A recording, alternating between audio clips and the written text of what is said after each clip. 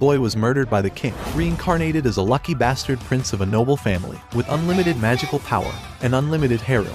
Once upon a time, a common magician was on the verge of death, caused by the king and his courtiers, because he was a lowly commoner, and a weak and failed magician. Then the king ordered him to show some of his magic before he died. When the magician tried to use any of his abilities, he could not use them to their full strength, which made the king ridicule him and told him that the most important thing the magician has is pedigree, talent, and perseverance, then used his magical ability to eliminate him, and his last words to him were that diligence does not compensate for the lack of talent, whatever it is, and that magic would not accept a person like him to use it. Despite the pain he was feeling, the nobleman's ability to use magic impressed him, and he wished he had learned more so that he could use magic as he wished. After a short period of time, the wizard regained consciousness to find himself sleeping in a crib with a group of maids staring at him excitedly. He thought at first that they were enemies and decided to defend himself, but he was surprised to see that his hand was very small, and yet he managed to hit a huge fireball towards them and made a huge hole in his room while everyone was celebrating in the streets and squares the birth of the 7th prince of the kingdom of Sallow, Lloyd. Years later, Lloyd was hiding from the maids in a corner of the palace, and after he was able to hide from their sight, he continued on his way and was surprised when his father's entourage appeared in front of him, so he asked them not to tell the maids to see him. One of them offered him to join them on a hunting trip, but he soon realized that he had disappeared from in front of him after he hurriedly ran away before any maid could find him, and they realized that there was no point in winning his favor because he was out of competition for the throne due to his young age compared to his brothers. Then they remembered that he had supernatural abilities, as he spoke right from birth, preferred to read spell books instead of children's stories, and refused to breastfeed naturally like any nobleman, making him in the position of the great magician William Burdo, as if he had been born again to life. Then Lloyd continued to run and hide from the sight of the maids and seemed to be happy and enjoying his new life after being resurrected as the youngest prince in a noble family. And what puzzled him was that he still had memories of his previous life and decided to follow the same philosophy that he followed in his previous life and devote his life to learning magic. While fleeing from the maids, he accidentally entered the palace library and was amazed to see a huge number of magical books beyond the Salom Academy of Magic. And when he picked up one of the books, one of the maids named Silpha was able to find it, and she is basically the maid responsible for training him in sword fighting. After they practiced for some time in the palace courtyard, Lloyd thought there was no point in him learning how to use a sword since he was the youngest of his siblings and had no chance for the throne. She told him that life is not only about royal succession, but that he should know how to carry a sword as a member of the royal family. Lloyd thought that he should show off his skills in front of him so that he could finish the training before nightfall. As they continued practicing, Silpha admired his increasing strength over time while Lloyd used control magic to track her every move but always ended up defeated due to the physical differences between them. This time, he decides to cheat a little too much and use physical augmentation skills to overpower her. He finds that he can counter her and fight with equal strength until he decides to suddenly make a different move and surprise her with a strike. But he is quickly surprised to discover that she has been cheating all this time and ends up losing, as usual. She then admired his skill and cleverness in using 2 spells at once, which is difficult for even court magicians, while Lloyd was frustrated because he was basically using 4 spells,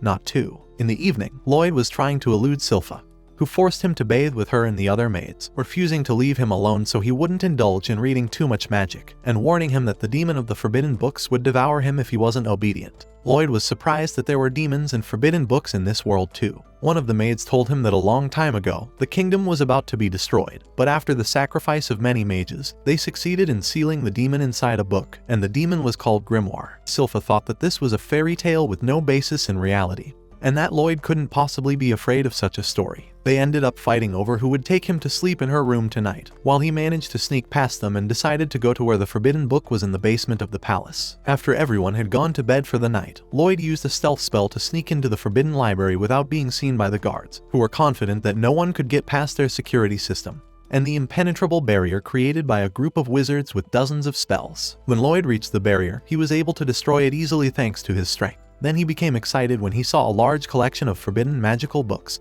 and wanted to explore them all. Then he was surprised by one of the books that moved by itself. Then the demon sealed inside came out and he admired his strength with which he was able to break the seal of the door. Then it turned out to be the demon Grimoire who heard his story from the maids, and when he asked him to break his seal to free him in exchange for giving him a lot of money. But Lloyd soon discovered his lie when he found that he had turned the dust into gold pieces. Then he told him that he did not intend to release him from his seal so that he would not be a threat to the kingdom in which he lives and learns magic. The demon tried to convince him that he has no grudge against anyone from the current era after all his enemies died centuries ago, and offered to teach him ancient magic. Lloyd's eyes lit up and the demon thought he had him. When he told him that he saw that he had a magical talent, he remembered that he had died in his previous life because he lacked it despite his best efforts, and he realized that the king was right and that now he was more special than any other commoner who knew magic. Then he decided to help the demon break free of his seal.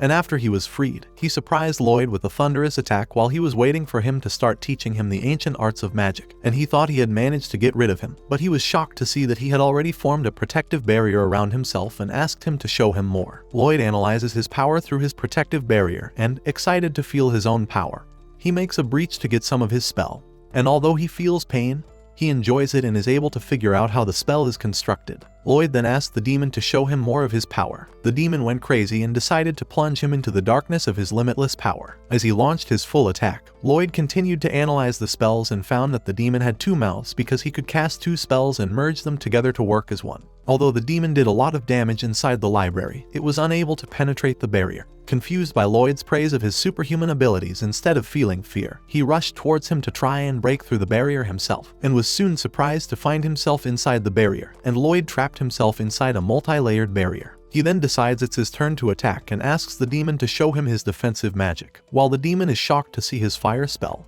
and the amount of energy it took to use it, and ends up turning into ash. Then he used the spell to put the place back in order and erase any trace of the fight. The demon admired him and told him that he had never met a magician as powerful as him before, so he approached him and started patting his head as if he were his own dog. When he realized that demons do not die from magic, he was curious to see how many spells he could withstand. Then the demon trembled in fear of him and retreated to a safe distance and admitted his loss and pledged his complete loyalty to him and asked him to allow him to accompany him as his servant. And Lloyd agreed on the condition that he change his appearance so as not to attract the attention of people around him. So he transformed himself into a smaller form and then decided to flatter him to gain his trust, and then betray him when the time was right. When he approached Lloyd, he was shocked that he had so much magical energy that he couldn't move while Lloyd thought he might be cold. The demon told him that he could call him Grim from now on and decided it was best for him to obey him and stay by his side until he thought of a solution to get rid of him. Lloyd spent the whole time reading magical books, and the next day he was still reading in the palace library when he saw his older brother Albert heading towards him and ordered Grim to hide inside his clothes. Albert turned out to be the second prince of the family and the most likely candidate for king thanks to his physical abilities and intelligence. When it was his turn, he put on his gloves and approached the shooting range, excited because it was one of the rare opportunities he was allowed to use his magic inside the palace. But for a moment he thought that he shouldn't draw attention to himself, lest he be drawn into a succession struggle with his other siblings. Then he used the least amount of his power and managed to hit all the targets hanging in front of him, while Grim was shocked at his ability to hit the targets with the least amount of magic even though it was very difficult, and realized how obsessed he was with magic. Albert then decided to take a break and let him play as much as he wanted. When the others left with him, he was excited that he was alone on the shooting range and could use as many spells as he wanted. When he decided to try Grim's double spell trick, Grim told him that only demons could do it. Before he could finish his sentence, Lloyd grabbed one of his gloves and sucked it into his body, managing to materialize his face with his palm while Grim was shocked at the audacity of sucking it into him. He then asked him to shoot a ball of flame while in the palm of his hand. But when he entered Lloyd's aura, he panicked and almost lost his mind. He asked him where he suddenly found himself when he started casting the spell, and he replied that he was just stacking spells, a way to shorten spells by mixing them, and that he had just tried to try mixing 100 spells. Grim screamed in madness and told him that's not how it works and that he's only allowed to use 2 or 3 spells at a time. Lloyd thought to use his magic to control Grim's mouth and speak through it, and when he succeeded, he decided to start experimenting. He then used the fire and water spheres together in a single spell through both his mouth and Grim's, who felt that he would soon die because of Lloyd's eccentric madness after being under tremendous pressure from the magical energy. Lloyd thought it wasn't safe to direct that much power at any target. After mixing the 2 balls together, he decided to launch them into the sky. The entire kingdom witnessed his thunderous attack. Meanwhile, Albert's entourage wondered why he was paying so much attention to Lloyd. He told them about how he used his fireballs in training, that he deliberately used the least amount of his strength and hit all his targets in the same way, and predicted that he might become a great sage in the future and might need his skills and strength someday after he became king. When one of his courtiers looked out the window, he marveled that the sun was setting early today. On the other side, Grim was speechless after seeing the hole that Lloyd had opened in the sky, as if he had created a parallel universe. But soon the hole disappeared and the sky returned to normal. The next day, the news of Lloyd's hole appeared in all the newspapers and became the talk of the kingdom because of his recklessness. Then Grim read a story about a group of ranked adventurers who succeeded in discovering a great treasure. Lloyd gets excited and decides to try his hand at exploring a labyrinth and collecting treasure. Grim is horrified by the idea and tells him that he'll be in trouble if he disappears for a few days. So he uses a plant spell to create a replica of himself to take his place while he's out and about. Remembering that his maid, Silpha, would notice any change in him, even if it was minimal, he decided to use Grim to enter the body of his doppelganger to help him move on his own. After the plan succeeded, he was able to leave the palace and communicate with him remotely through his magic, while Grim pretended in front of the maids that he was arranging his hair and appearance. Then he had an idea to take advantage of Lloyd's absence to do what he wanted. But he was surprised when Lloyd told him that he considered him his companion and now relies on him to help him. On the other hand, Lloyd realized that he didn't know how to find the cave, and then he saw a girl running as fast as she could to escape the monsters, and suddenly she reversed direction to surprise one of the monsters with a fierce attack and managed to crush the rest with her strength effortlessly. Lloyd is impressed by her ability to control her breathing and turn it into energy for combat.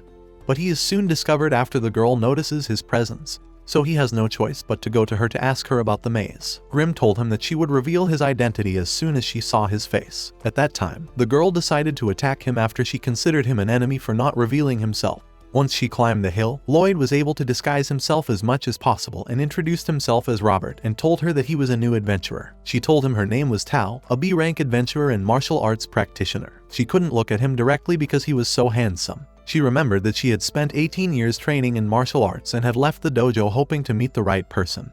But unfortunately, they all preferred delicate priestesses, and she felt lucky to finally meet someone like Robert. Lloyd thought she was busy and told her that he hoped she would help him find the maze and explore it together. She didn't hesitate to accompany him and fulfill her dream of having adventures with her new boyfriend and kept showing off her strength and speed to him while he was busy collecting treasures. After that, they took a break to eat some food together, and she was surprised that he knew about her fighting style since only a few people are familiar with it. He told her that it is similar to magic energy in its functioning in relation to magic, and she told him that she uses her breath to fuel her magic. She told him that she uses her breathing to rotate her technique and use it to gain extraordinary explosive power. As she spoke, she was shocked to see that he was perfecting his breathing to execute her technique and that he was able to do it by watching her do it beforehand, and warned him that it could damage his lungs. At that time, Lloyd felt an energy in his body separate from the magical energy and thought about using this power for magic. When Tao noticed his interest in her technique, she offered to teach him more about it and told him to maintain this rate of breathing until they left the labyrinth. On the other side, Grim's consciousness was inside the fake version of Lloyd, practicing his daily habits in the mansion, and found that he was just a child living a quiet life and not interested in anything but studying magic, when his thoughts were interrupted by Silpha's sudden appearance behind him. After a while, Lloyd and Tao were able to fully explore the labyrinth and overcome its leader, and when they went to open the treasure chest, she noticed that he quickly got used to her breathing technique, which made her excited that they have a common factor in a short time and may become her fiancé in the near future if their relationship develops. And when they opened the chest, they were surprised by a sudden attack emanating from it, but they were able to avoid it. Then they saw a skeleton wearing a cloak emerging from the bottom of the box, and Lloyd guessed that he might be a new leader of the labyrinth. When Lloyd notices Tao's nervousness at the sight of the monster, he asks her what kind of creature it is, and she puts on a brave face, telling him to leave the maze first while she takes care of him. And when he tells her he wants to watch them fight, she uses her power to push him away from the battlefield. The monster attacked her, but she was able to dodge it with her speed and wondered how a low-level maze could contain such a powerful monster, and thought she should buy as much time as possible so that Lloyd could escape safely. On the other hand, Lloyd wondered if it would be a good idea to go back, not knowing why she had thrown him away. And when he went to consult Grim, he found him begging him to come home right away, and realized that something was wrong. In the meantime, Tao is badly damaged, but she decides to keep fighting him to protect Lloyd even though she knows she has no chance of winning. And when she thinks about trying to sneak out and escape, she is shocked to hear the monster's voice talking to her, and telling her that she has a strange technology and has already eaten someone with the same abilities as her. He tells her that he doesn't think she's worth the trouble of eating, but he is very curious about Lloyd, who responded to his attack before he saw him. She tells him that they are very different from each other, especially since he admires her fighting style, which most consider to be retrograde. She then used her breathing technique to continue attacking him. He surrounded himself with a protective barrier and thought it was a waste of time. But she did not give up and continued to attack him until she succeeded in breaking through the barrier. and inflicting overwhelming damage. However, after using up a lot of breath and unable to move, she quickly lost her strength and was surprised to find him standing behind her, uninjured, and telling her that her entire energy that helped her destroy the barrier was weaker than a single finger's worth of magic. Tao felt that she was going to die right here and now.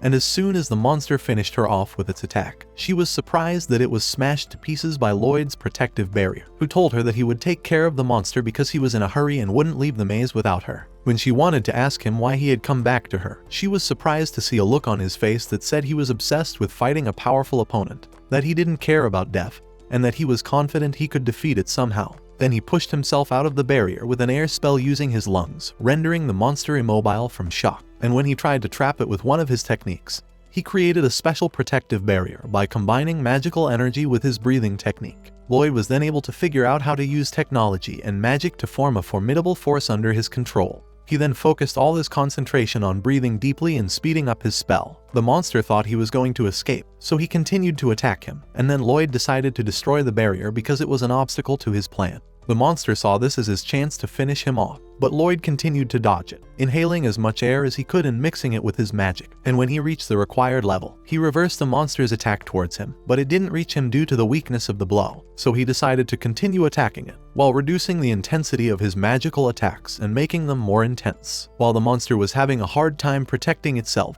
Lloyd was having fun and intending to try more ideas on it. The monster then had to surround itself with a protective barrier to ensure its safety, but it soon died after it delivered the fatal blow, splitting it in half along with the barrier and the maze wall, causing sunlight to penetrate the maze and becoming, in Tao's eyes, a superhero. Afterward, they approached the box, and when they opened it, they found a knife inside. Tao was frustrated that they had to go through the trouble of fighting the boss to get such a pathetic tool. But Lloyd decided to take it after feeling that it was imbued with magical energy regardless of its shabby appearance. After they got the knife, they were surprised by the ground swallowing the box. She told him that they should run away quickly because the maze was collapsing. But Lloyd realized how the maze works by absorbing the tools of the adventurers who die in it to recreate it again with other monsters and bosses, so he decided to take the box with him before they escape.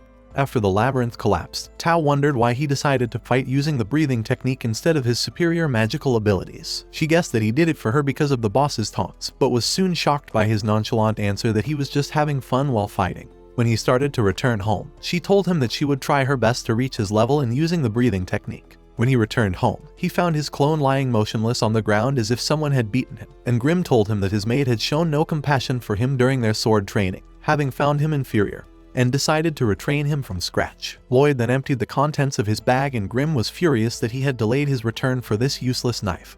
But Lloyd told him that it was a treasure. Then he began to clean the knife and put it in a pot of hot water, and then he found a magic spell in the blade as he had expected. When Grim asked him if he was an expert in the study of infatuation magic, he replied that it was not that easy, as if he failed to master the infatuation spell, he would lose both the essence and the weapon. Then he analyzed the essence of magical energy to make some himself, and when he used the purification spell to separate the elements from each other, it turned out that the spell consisted of 3 basic elements, making it a rare weapon. So he thought to make the essence himself through the box that is the core of the labyrinth, and found that he should get more weapons to enhance its power. The next day he went to meet his father Charles and got several pieces of silver. At first he thought that his son was modest and wanted to spend money to buy something. But Lloyd took the silver and headed to the lab immediately. Then he went to duel Silpha in the courtyard and managed to extract oil from the ground with his magic. And as usual, he failed to defeat her. But this time he was satisfied, and she apologized to him for treating him harshly yesterday because of his poor performance in the duel. Then she sat and thought about how irrationally strong he was for his young age, and imagined that he might become a knight when he grew up and became a young man or a swordsman. After Lloyd returned to the lab, everything was ready to make the magical energy essence, and he went to his brother Albert to ask him to make it. He went to his brother Albert to ask him to provide him with a stock of weapons to test his experiment.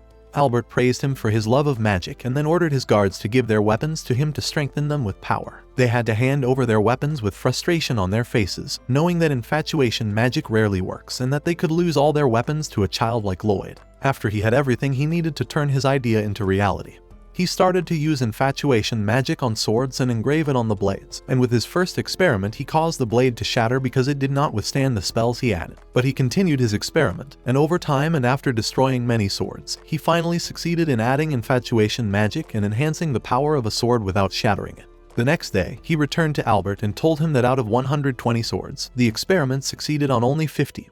or about half, although the guards were impressed with their modified swords, while Albert was shocked that he was able to exceed the 10% success rate of the experiment, even though it was his first attempt. Then Lloyd expressed his desire to see the capabilities of the modified swords in a duel, and Albert agreed to fulfill his request and invited him to accompany him on a mission assigned by their father to hunt a monster in a forest.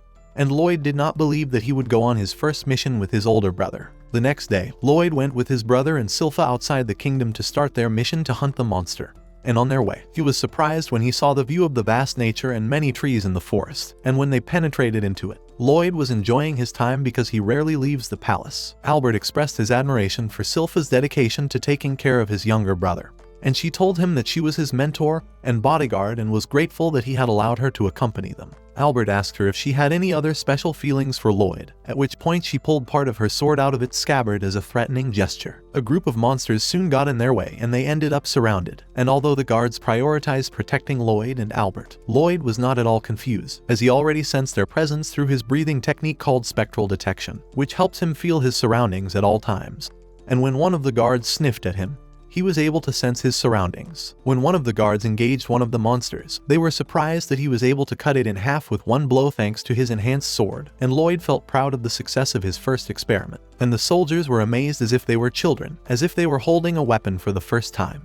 While Albert complimented him and told everyone that he had a genius younger brother, then they were surprised when one of the remaining monsters tried to surprise them at close range. Tao appeared out of nowhere and managed to finish him off with one kick. Then she was surprised to hear Lloyd's voice calling her name after forgetting that she only knew him as Robert. She approached him and asked him if he was breathing with a special technique because she had just sensed Robert's presence, and there was a strong resemblance between them. Then Sila interrupted her, telling her not to get in their way and not to speak comfortably with the little prince. Albert had to intervene to calm things down and offered Tao to join them on their way to the lake as a thank you for her help. By nightfall, they all arrived at their destination and camped near the shore. Albert introduced himself, and Tao was surprised that she had been with the prince of the kingdom all this time. And the strangest thing is that he looks a lot like Robert in terms of shape and height, and she kept looking around for him, as she still felt his aura. On the other side, Lloyd was hiding behind a tent after realizing that using the breathing technique to detect those around him had backfired on him. So he decided to hide inside his tent until the monster they were targeting appeared. But he ended up stuck between Sila's breasts after he found her changing her clothes inside because she decided to sleep in it next to him. He tried to convince her that he was fine on his own, but she tied him between her legs and told him that she wouldn't leave him alone while a homeless cat like Tao hung out with them. And then Tao entered after sensing his presence in the tent and found him in a pitiful state for a child. Sila throws a blade at her to force her out of the tent and tells her to stop looking at Lloyd inappropriately, while Lloyd takes the opportunity to run away. And when he runs into Albert on his way, he chooses to sit with him for a while. Albert tells him that Sila has changed a lot since she started taking care of him, and that she looks at him as a woman looks at a man, even though he is 10 years old, and warns him not to get involved with too many women at once, lest his life be turned upside down. Meanwhile, Tao and Sila crush the soldiers after noticing them swarming around them, and Tao tells her that she was repairing an ancient shrine when she sensed the monsters in the morning at the top of the hill. Albert joined them and told Tao that she could stay with them until morning so as not to put herself in danger, and to use her ability to sense danger to act as a lookout for them. Soon a huge monster appeared out of nowhere to prove Albert's decision. The guards rallied around them to protect Albert, and when he attacked, Lloyd sat watching the fight from a safe distance, noticing Grimm's focus on the ancient shrine Tao had mentioned. Meanwhile, Tao joined the guards and tried to take down the monster, but found it to be stronger than she expected. Albert decided to try out his modified weapon and join the fight, and then fired a huge fireball at it, which was able to turn it into a pile of ash. When everyone praised his superhuman abilities, he humbly told them that it was thanks to the magic Lloyd had put in his weapon. And before Lloyd could rejoice in his brother's praise, Grimm told him that the place Tao was repairing in the morning had a sealed demon inside. At that time, everyone was shocked to see that the monster was still standing despite its miserable condition. Then they found a mysterious voice speaking to them through it and expressing his anger at hurting his followers. Then the demon controlling it came out of the monster's mouth and told them that he was called Pizuzu, and vowed to make them pay for their sin with their lives. Suddenly, many of his followers appeared from all sides, surrounding Albert and his companions. And when he tried to harm one of them, he was surprised that they had the ability to heal themselves, and they all realized that they were in trouble while Grimm told Lloyd that Pizuzu is able to control his monsters through his magical energy and helps them regenerate during the fight. Lloyd asked him to teach him how to transfer magical energy like Pizuzu now, and he wondered that he wanted to learn a new technique in the middle of the battle while everyone is fighting with their lives. And on the other side, Sila was furious when she heard Pizuzu mock Lloyd, so she decided to force him to keep silent forever and approached him to tell him that he and his followers are polluting the air that the prince breathes with their foul odor, so she will get rid of them all. Pizuzu laughed at her bravery and told her that the monster they had burned was now completely healed, and none of them would be able to harm his followers thanks to his ability to control them, and his magical energy would not run out over time. As he babbled and flexed his muscles, Sila provoked him further, forcing him to rush towards her. When he fell for her plan, she used her super speed to attack him, and before he knew it, she amputated all 4 limbs and advised him to get rid of his fur so that he could keep up with her speed. Pizuzu used his energy to regenerate the monster's limbs. The others noticed that the monsters were slow to regenerate due to his focus on regenerating the monster's limbs.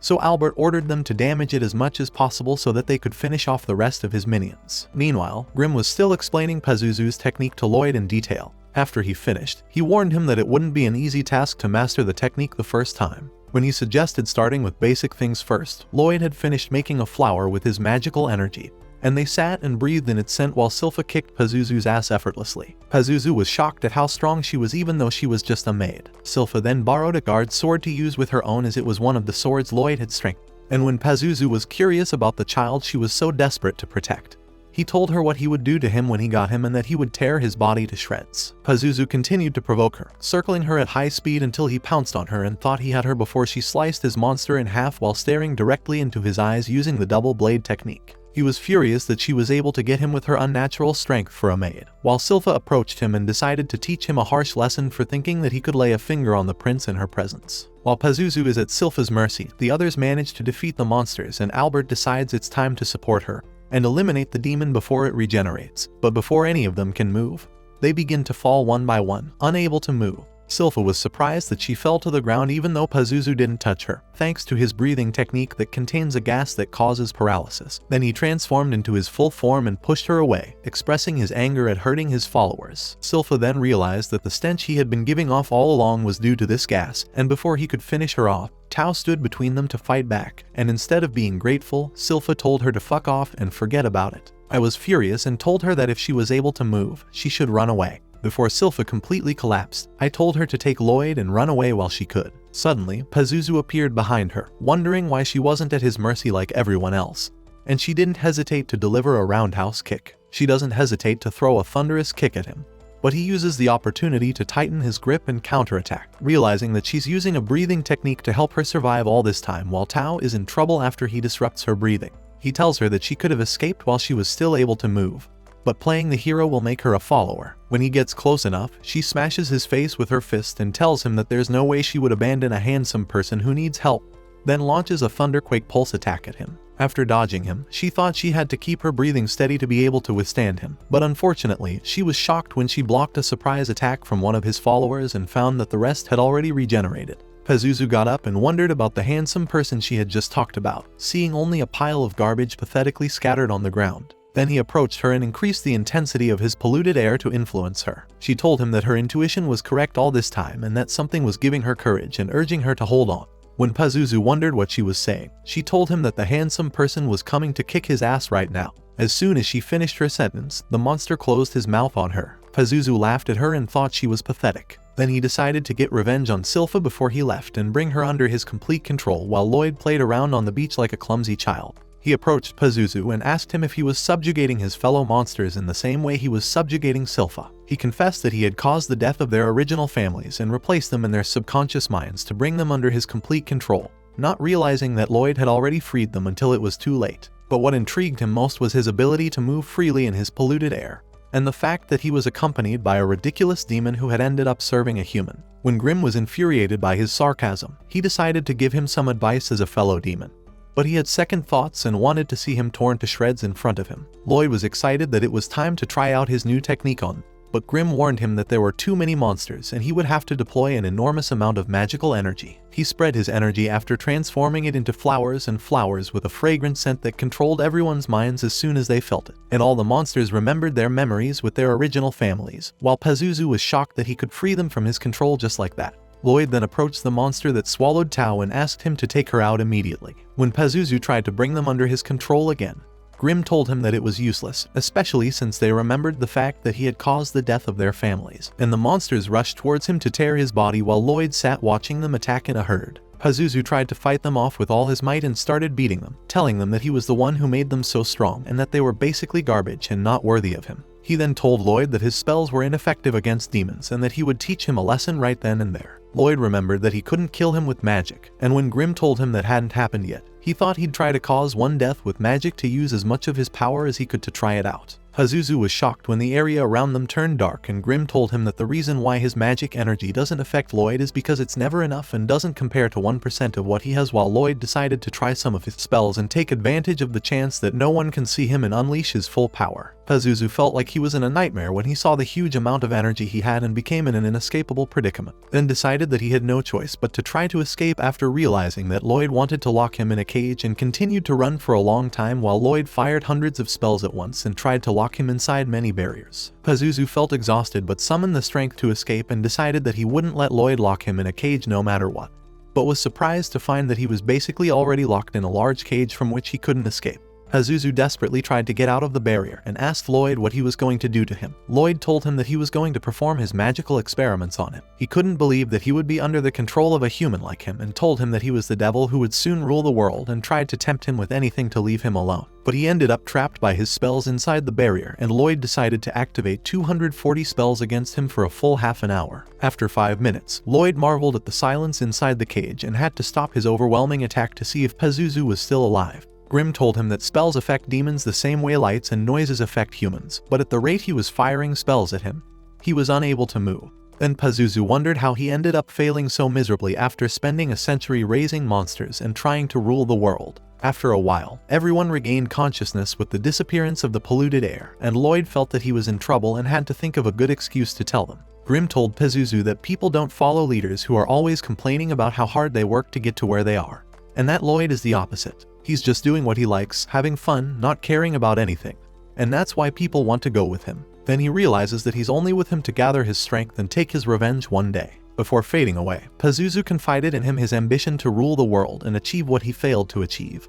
And then Grim swallowed him and got a good amount of energy. On the other side, Lloyd told everyone that the magician Robert had appeared and defeated their enemies and saved them. And when Tao heard his name, she kept looking around, hoping he was still around. Afterward, everyone returned to the royal palace, and Albert received full praise from their father Charles as the one who had defeated the demon.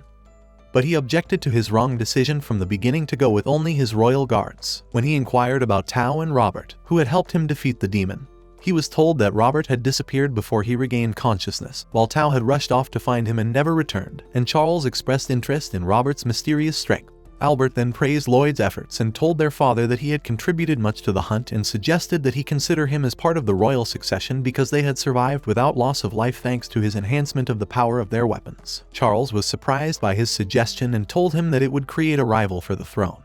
But Albert didn't mind if it wasn't the best choice to rule the kingdom, and he objected to sidelining his brother because he was young and at the same time he intended to do his best not to surpass him. Then Charles asked Lloyd if he really wanted to join the competition for the succession alongside his brothers, and Lloyd hesitated for a moment before answering no. And after the end of the interview, he sat and enjoyed his time playing with one of the monsters that followed them to the palace after he was freed and became a pet, while Grim felt jealous of Lloyd spoiling him, unlike what he always does with him. When he was surprised when Silpha approached them, he had to hide Grim inside his pet's fur, and told her that he had given him a new name, Shiro, and then asked her how best to communicate with him as he wanted to teach him many things, but she told him that this is the specialty of the monster tamers. While they were talking, Grim pulled a part of himself out of Shiro so he wouldn't suffocate and marveled at Lloyd's decision to turn down his chance to rule as if he wasn't that important to him and was just a real magic freak. Charles thought he was too humble to be the future king of the kingdom, while Albert saw the position of king as a secondary role for him. Over time, Lloyd succeeds in taming Shiro and teaching him some simple commands, but he still has trouble teaching him more complex things like spinning around a certain number of times or barking at different speeds.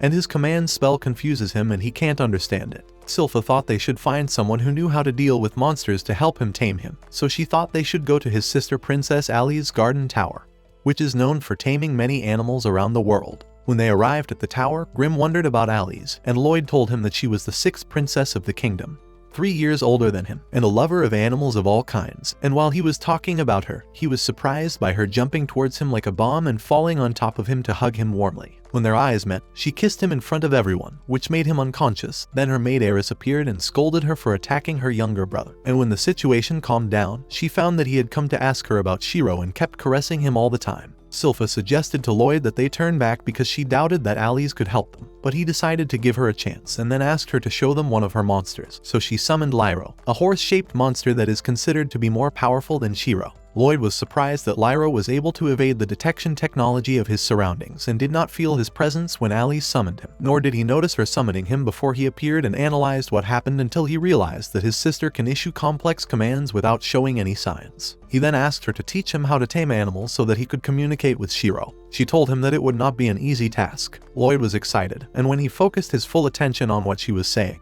he was disappointed when she said that the key to communicating with animals was love. Eris tells him that there is no point in trying to understand Ali's ability as she seems to be a magnet for the animals around her. Alice is furious and tells her that anyone can learn to communicate with animals and all they have to do is feel love, and it will go smoothly. Then the maids were surprised when the animals suddenly rushed towards them to play and tear their clothes, while Lloyd thought about his sister's words until he realized what she meant. And then Sylpha was surprised that love was one of the things that interested him and began to have many romantic fantasies between them. Then Lloyd realized that his sister was not commanding her animals, but rather sharing her will with them by observing her magical energy flowing from her head when they moved at once towards them. And then he decided to apply it to Shiro and succeeded the first time in mentally taming him to everyone's amazement. Eris realizes how talented Lloyd is at using his abilities, while Alice insists that love is the common factor between humans and animals. Lloyd tells her that love is an important factor and the reason why she gained this ability in the first place, and that animals will need to feel empathy in order to listen to their thoughts, and he ends up surrounded by Alice and all her animals and almost suffocates from the crowds around him. Afterward, Lloyd and Sylpha left to return home after getting what they wanted. She told him that he needed to apply the same motivation towards animals to his sword training. But Albert saved him just in time by intervening and telling her that they had to postpone their training until later because he wanted to talk to him. Then he told him that he would like him to meet someone, and that a young man approached them, and Albert told him that he was the fourth prince of the kingdom and his name was Diane. After the three of them went to talk privately, Diane mentioned that he had used a charm on Albert's sword and told him that it was unbelievable to him, then pointed his weapon at Lloyd and ordered him to prove his claim to him. Albert whispered to him that Diane is a blacksmith and told him that he traveled to a neighboring country to learn blacksmithing when he was his age, and that is why he is interested in the magic of infatuation. When Diane asked him to use the magic on one of the swords in front of him, Lloyd began to strengthen the sword while Diane thought that if it is true, then he is above the level of all blacksmiths in Bartram's country. After Lloyd finished engraving the spells on the blade, Diane was shocked that he had successfully strengthened the sword and engraved spells of strength, resilience, cleaning, and self-repair on the sword. He then lifted Lloyd up and told him that with his help, he would be able to fulfill his dream of creating the greatest sword of all time. He then told him that he loved magic at his age but realized he had no talent for it. So he turned to blacksmithing and expressed his desire to make everyone in the kingdom able to use magic with their advanced weapons. Lloyd was intrigued by the idea of producing a large number of enchanted swords and agreed to cooperate with his fourth older brother, and they decided that the first sword they would make would be a fire sword, where the user would be able to shoot fireballs at his opponent.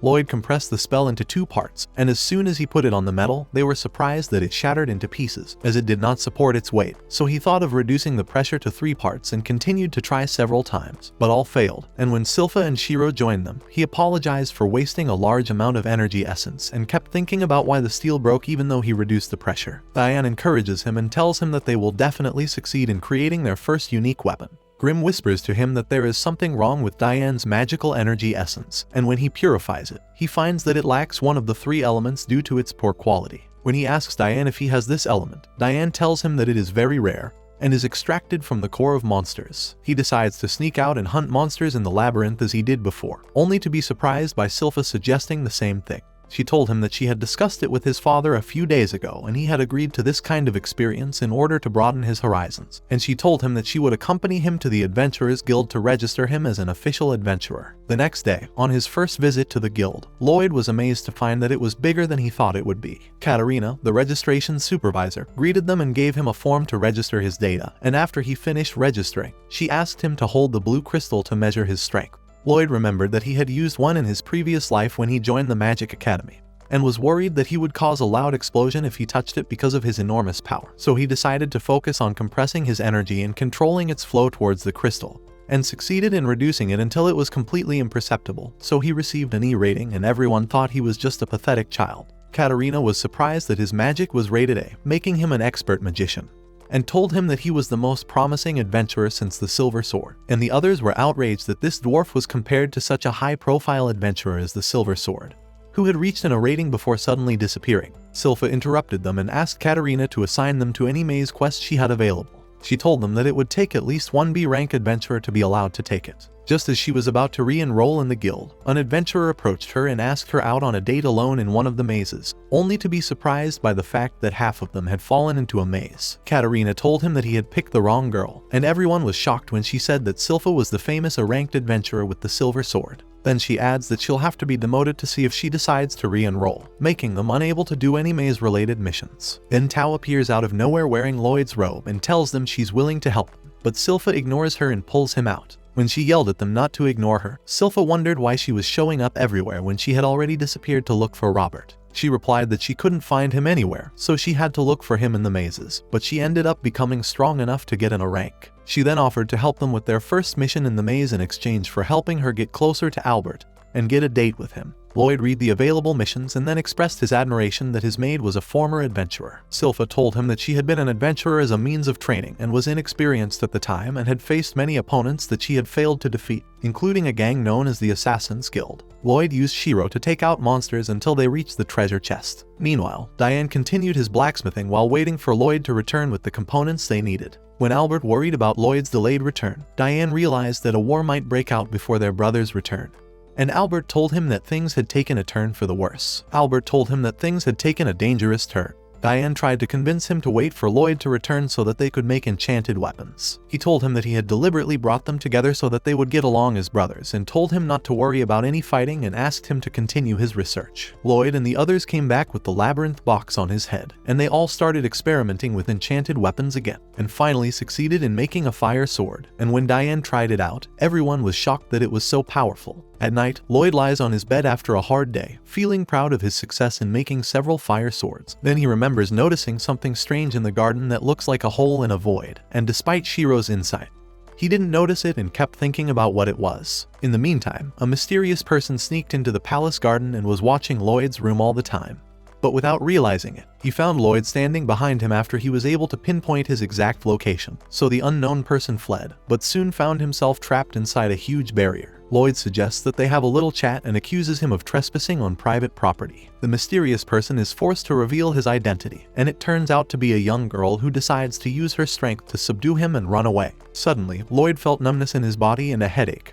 Then he realized that she had used a spell that smelled like flowers. He tried to use a cleansing spell, but it didn't work against her magic, and she apologized to him because nothing could cleanse her poison. Then she used a black fog spell to completely block his vision and make him kneel in front of her, and then she used a black fog spell to blind him. Lloyd thought that his ability only works if the type of poison is common or known, which means that her poison is rare, and he remembered that there is a type of human born with a special magical energy that has threatening abilities and is known as the Deformed.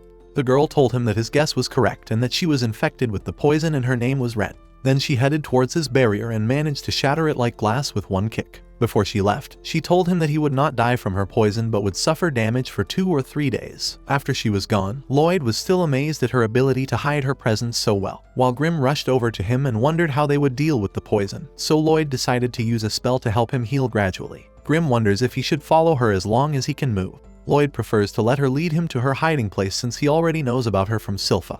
And when she appears tonight, he is certain that she is a member of the Assassin's Guild, a group of 6 individuals who each possess a special ability that is more like an innate nature. Grim was amazed that he was able to track her even though she was so good at hiding herself. He told him that the way she hides is like a hole in space, but after realizing this, it was easy to track her, and they decided to go after her together. After that, Ren arrived at the gang's headquarters, and when Galilei learned that she had failed to assassinate Lloyd after his revelation, she told him that he was just a child, but she was able to find out that they are producing a large number of enchanted swords, which is a sign of war. Galilei tells her not to try to act like their leader Jade because he's long gone.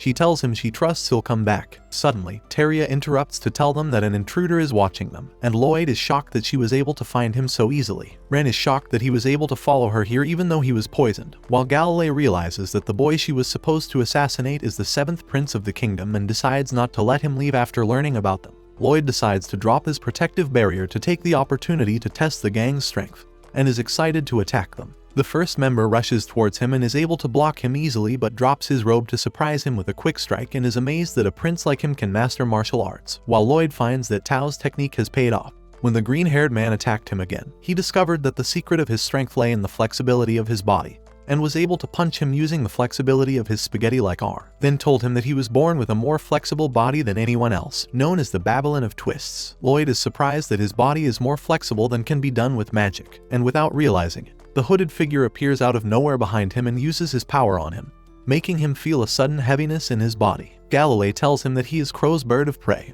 and the secret of his power lies in his words, which are like curses. Lloyd decides to use his magical energy to break free of the crow's curse. Galilei immediately attacks him, but he dodges him in time, but ends up tied up in a spider's web and tells him that his power is to make the energy in his body liquid. Lloyd tried to get out of his web as much as possible until he had to give up part of his clothes.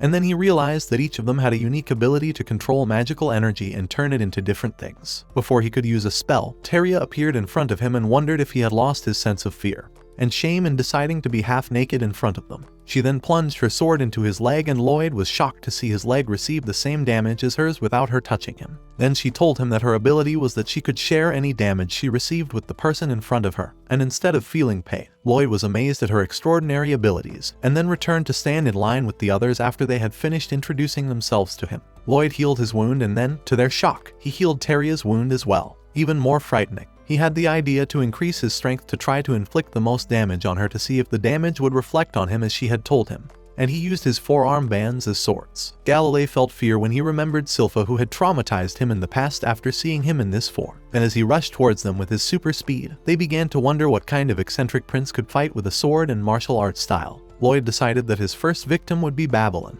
and when he attacked him, he used his fall relaxation to spread the damage around his body. When the others appeared in front of him, Crow used his ability to force him to be thrown away, but he dodged it and Galilei took the curse instead, causing him to fall heavily on top of Teria. When only Crow was left, Lloyd used Silpha's double blade technique on him, ripping his body apart and then smashing his head into the ground to take out the entire gang. Galilei was furious and wanted to kill him, but Teria told him not to move because she was tied to him. But he didn't listen to her and ended up naked, so Lloyd wanted to take the opportunity to attack her, but she warned him that he would take the same damage as her. He decides to test it out for himself, and when he hits her with a thunderous blow, he confirms her words and seems to enjoy the pain. Then Galilei tightens his grip on his arm so that he can't use his swords, and he dodges and pushes him away. Ren stood stunned, realizing that he could fight even in the worst of circumstances, and realized that he was crazy. When he called her to engage him, Galilei stopped her and told him that she couldn't control her poison and it would affect them all negatively. Lloyd realized that they all had the same thing in common. They couldn't control their powers very well. Galilei told him that they were cursed, and if they could control their powers, they would find another way to live instead of being criminals. When he lunged at him to grab him, he disappeared in a flash and ended up getting tased from behind. Ren was furious and decided to use her power to get him, but Lloyd put himself inside a barrier before she could reach him. Then Galilei told her that he was fine, and suddenly he realized that his power was under his control. Lloyd told him that he had carved a spell on his body to help him control his powers, and he started crying with joy that his curse was finally removed and he became a normal person. Then Lloyd asked the others to allow him to do the same for them. After he carved his spell on each of them, they realized that it was real and that they could control their magical energy. And Crow was happy to be able to speak normally without causing harm to anyone. Galilei then approached Ren, who was sitting alone and crying, and told her that she could now wear whatever she wanted after controlling her power. And they all decided to appoint Lloyd as the 7th member of their gang and gave him Ren's former clothes. Ren protests and tells them that he's working on weapons for a war and has already infiltrated the bunker. Grim tells her that they don't have anything to do with Lloyd, and that he's already infiltrated the bunker. Grim tells her that they have no idea what kind of war she's talking about and that making enchanted swords was Lloyd's idea of a good time. And Lloyd is excited to see her abilities again now that she can control them. Galilei told him that there were things he needed to know about them and then told him the history of their gang and how it was originally formed and that they had a leader known for the power of teleportation and the curse of the ghost Jade, and then told him that one day they were surprised that Jade came back to them and told them that he was traveling between several places until he ended up in Egypt, specifically near the pyramids, and then gave them some gifts from the ancient Egyptian heritage. Galilei added that Jade's curse is the worst of them, as he teleports to random locations involuntarily. On the day of his return, he sat among them and took out a coin with a wolf on it and told them that this would become the emblem of their new gang, and decided that from now on they would accept suspicious tasks that the Adventurers Guild could not do. The gang's goal was to prove their existence and that they didn't intend to harm anyone by leaving their logo at the site of every successful mission until the time comes when they no longer have to hide in the shadows. After explaining his plan, Anya reluctantly moved on. Galilei went on to say that they had felt a glimmer of hope until they learned that the ruler of Lordost was preparing for war. And as he spoke, a black envelope appeared out of nowhere in their midst. After some time, Sylpha breaks into the bunker to retrieve Lloyd, and when she finds the place empty, she realizes that he left a message behind to tell her that he was going to visit the palace of the Lord of Lords with the Assassin's Guild. She returned the message to Albert, who was shocked by Lloyd's sudden decision and how quickly he had become aligned with the Assassin's Guild, as well as the strained relations between the two countries, and for a moment he thought that the Assassins and Lordost had teamed up to take his brother hostage. Diane tried to calm him down and told him not to start a war with Lloyd on the theory that no one could kidnap a child like Lloyd, so Albert decided to make war his last card and pursue peaceful solutions. Then Sylpha gave him what she found in the hideout, Lloyd's clothes covered in spiderweb fluid, but their suspicious appearance made them think that the gang had stripped and raped Lloyd, and Albert was furious and decided to declare war on everyone. On the other hand, Lloyd was on his way to Lordost with members of the Assassin's Guild after receiving a message from Jade in the bunker, in which they learned that he had succeeded in overthrowing the town's ruling regime and stopping the war, and became the ruler of Lordost and invited them to meet him at the royal palace. Ren asks Lloyd to join them and accompany them to meet Jade and help him control his power as he did with them. He tells her that the message was teleported to this exact location, which means that he can control his power in advance in some way, as teleportation is one of the most complex types of magic and no one has been able to fully discover it yet. Everyone began to suspect that their leader had been lying to them all this time and that he wasn't actually as cursed as they were, which made them doubt the content of the message and that it might be a trap. Then Ren thought that he might have learned to control his power. Lloyd said that in that case they wouldn't need him to accompany them, but he would anyway because he was interested in learning more about Jade's power. After 10 minutes, everyone felt exhausted because Lloyd was flying at full speed. He decides to take a break and then continue on their way on foot as they approach the town. Then Ren rushes into the forest to bring them some food.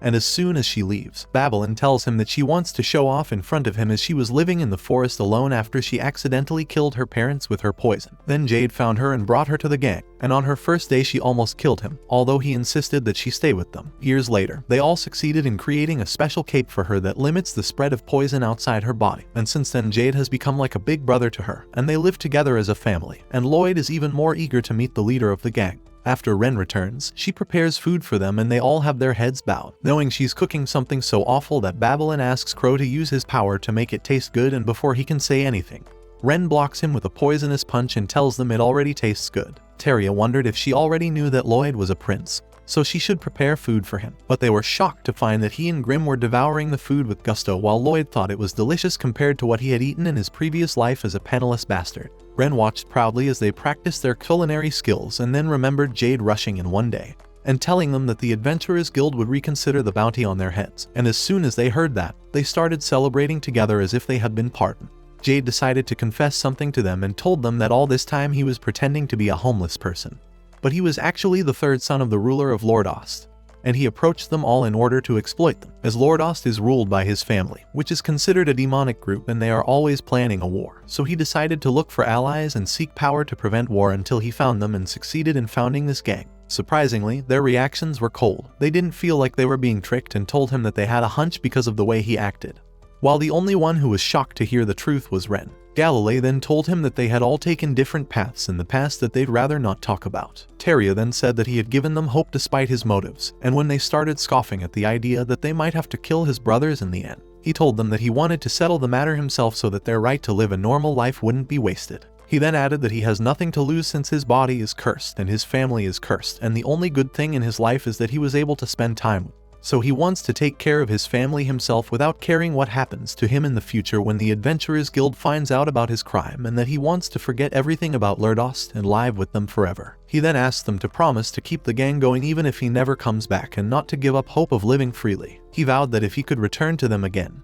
he would return as the ruler of Lordost and make it a home where the curse can live happily. Lloyd fell into a deep sleep on Galilei's back. He seemed to be just a nice boy, despite his immense strength, and he always kept a strong barrier around himself when he slept. As they approached the royal palace, Ren suggested that they check it out while Lloyd took a break because she suspected that Jade was under the control of a Lordost official and might have forced him to send that message. They agreed and decided to leave him in peace and go explore the palace. When they got close enough, they found many lights and decorations inside. They thought that Jade had given them a reception, but they didn't sense any aggression inside the palace. So Grimm suggested that they go back and take Lloyd with them.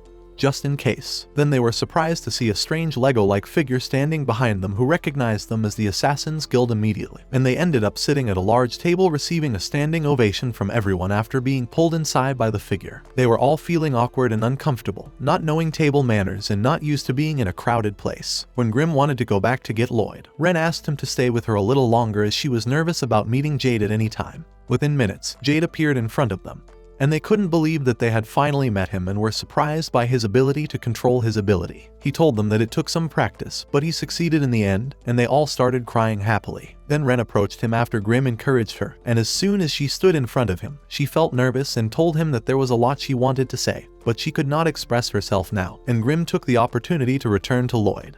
And that's when they were shocked by Jade and everyone at the party changing into terrifying forms and found him ordering them to bow down to him using a technique similar to Crow's ability to speak. He then announced to the crowd that he had succeeded in luring the cursed ones to the palace, and when he decided to leave them to his followers to do as they please, Grim tried to save them by attacking him and telling them to run away quickly, but before he could finish his sentence, Jade moved in and gave him a sudden kick that made him bleed. After kicking him away, he ended up going back to where Lloyd was, who was awakened by the sound of the impact and was surprised to find himself alone and even more confused to see Grim in a pitiful state, and in a state of rage because the others had been tricked. On the other side, the gang realizes that they are under the control of a group of people who have been infiltrated by psychic beings who control them like puppets, including Jade, who tells them that everyone here are basically demons that he brought from the underworld. He then went on to say that he was desperate to get his hands on something precious in this land, Jade's body, and his unique teleportation ability, and introduced himself as Gizarm, who had taken possession of the body after he got rid of its owner by racking his brains for months. When Ren expressed her anger at what he was saying and asked him what he had done to Jade, he kicked her as punishment for interrupting him and caused the earring that Jade had given her to fall off, then told the others that he cared about them so much that they begged him not to hurt them and that he was able to learn everything about them through his brain. Gizarm added that Jade preferred to die after learning that he was after his friends, and while he was on the verge of death, he treated him so that he wouldn't lose control of his body, but Jade kept trying to commit suicide in various ways until he managed to control his mind completely and caused his own demise forever. Everyone felt so angry at him, wanting to kill him but completely helpless to do anything about it, that they began to follow Gizarm, begging him to let them take over their bodies, and one of them decided to take Ren's body. He grabbed her and told him that he should be very careful of her, as she had caused the death of her parents with her poison. Then he noticed the inscription on her arm and wondered that it was not in Jade's memories, so he questioned her to find out what it was and its effect. But she tried to resist his ability to force her to speak by biting her tongue. She then began to fantasize that she could somehow bring Jade back to life so that he could see that she could control her powers and wear whatever she wanted. She also wanted to get him to meet Lloyd while being pressured by Gizarm to tell him who the inscription belonged to. And at the same time she was being pressured by Gizarm to tell him. Suddenly, magical circles appeared directly above the palace, and then a beam came out of it, causing all his followers to be annihilated and crushed underground without leaving him a chance to defend himself. And Lloyd, with his thunderous attack, caused a hole like a volcanic fever and managed to save the assassinated guild by placing them inside protective barriers so that they do not suffer the same damage as the rest. Lloyd walks up to Ren and uses his healing ability on her mouth, then tells everyone to leave the palace immediately because Gizarm is targeting them. They don't hesitate for a second to follow his order. When Galilei picks up Ren and runs away, she objects to letting Lloyd take care of them alone. Gizarm is a monster beyond their comprehension and will end up being an obstacle in Lloyd's way. After they leave, Gizarm teleports back as if nothing happened and orders his minions to follow the Assassin's Guild and catch them before they go into hiding. Lloyd then launched his thunderous attack again, but divided into several magical circles to prevent them from chasing his comrades, attacking them from all sides and destroying a large part of the palace. But Gizarm managed to dodge his attack again, while Lloyd was barricading himself inside a barrier.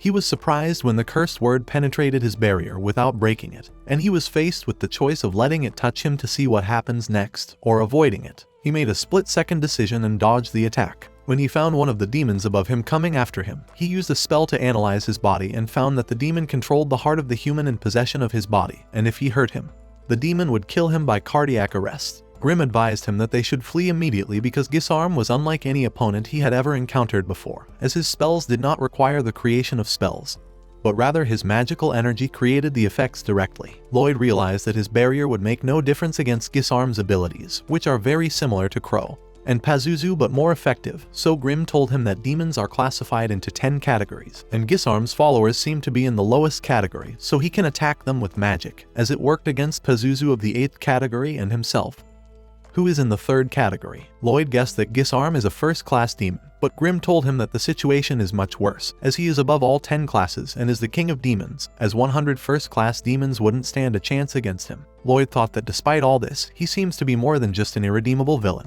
Instead of running away, he approached him, and when Gizarm asked him what he was, he told him that he was just a last order prince, and he realized that this was the 7th prince in Jade's memories, and it seems that he wanted to see him for some reason. Lloyd tells him that he screwed up and they'll never meet again because of him. Gizarm asks him what's wrong with him, and he tells him that he destroyed his throne and his followers with his overwhelming attack, as well as collaborating with the cursed and helping them escape. As the two prepared to engage each other, Grim almost wet his pants in fear, or more accurately, Lloyd's hand, and the two ended up fighting for fun, each confident in their ability to finish the other off. Grim tried one last time to convince Lloyd to run away, and that their chances of winning were slim, but to no avail as Lloyd was thinking about the spell that would work against him and was furious that he had to fight the Demon King because of him. When Gizarm attacked them, Lloyd was able to dodge his blow with the barrier, as it could not penetrate it completely due to its use of several layers. So Gizarm was excited to see how long his barrier would hold up against his attacks and threw hundreds of curses at him all at once. Lloyd dodged them as best he could, but the curses followed him wherever he went, and he would put more layers on as they shattered his barrier.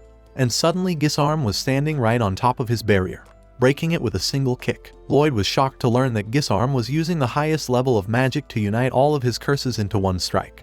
And after the barrier was destroyed, he moved a safe distance away and began to think of a way to hit Gizarm.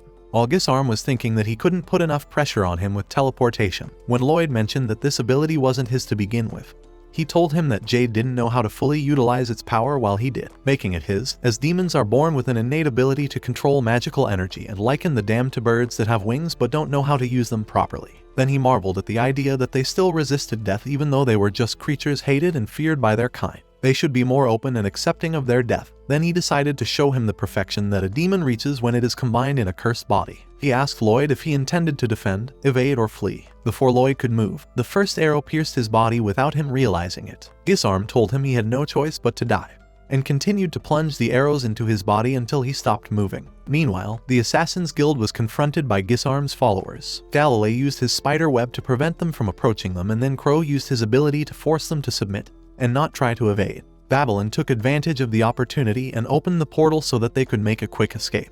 But they were surprised by the power of the demons to evade their abilities, and Teria decided to inflict enough damage to allow them to escape and told her companions to leave her and flee out of her line of sight. As the demons healed themselves, she didn't hesitate to stick her sword in her foot to keep them from moving and promised her companions that she wouldn't let any of them take over her body. Galilei pushed the others to the other side, closed the portal, and decided to fight alongside Teria. Then he told her that he would be by her side as she delivered the fatal blow. The demons were shocked that she was going to cut her throat to get rid of them all at once, and they rushed towards her to stop her, but Galilei stopped them with his nets. Teria began to imagine how Jade had suffered to commit suicide over and over again, while Ren began to cry because they were about to break free of their shackles and live with humans normally. Then she saw Teria start to cut her own throat and cause the death of herself and everyone in sight, including Galilei. Meanwhile, Gizarm scoffed at the idea of the curse living with humans in one place and getting along, finding it a pathetic dream.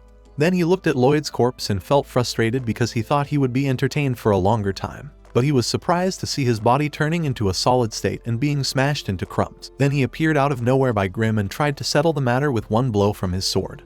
But he dodged it in time and realized that Lloyd used a bait to escape death. Lloyd began to think of a way to get him after all his tricks failed, and suddenly he asked Gizarm to look for another place to continue their fight. And on the other side, the Assassin's Guild was surprised by the sudden attack of the demons from behind the gate. Then the owner of the attack destroyed the gate and headed towards the demons, revealing that Albert and his brothers had come to save Lloyd.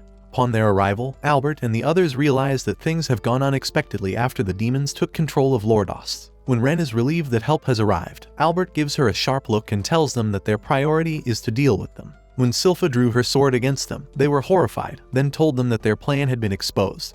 Then asked them where Lloyd was and threatened to behead them one by one if they lied or remained silent. Galilei had to tell her that he was in the middle of a fight inside the palace. Then Ren told them that he was fighting inside the palace. Ren then told them that he was fighting the Demon King for them and that they were all his allies. Babylon put his hand over her mouth and told her not to forget the promise they had made with Lloyd to keep his and Grim's power a secret if they met anyone from the kingdom. Silpha gets tired of waiting and decides to cut Ren's head off first. She yells at her to wait and then tells her that Lloyd is fighting a loser in the neighborhood. But to their surprise, she doesn't believe them and is about to get rid of them. But Albert intervenes. They hoped he would believe them and kept chanting his name.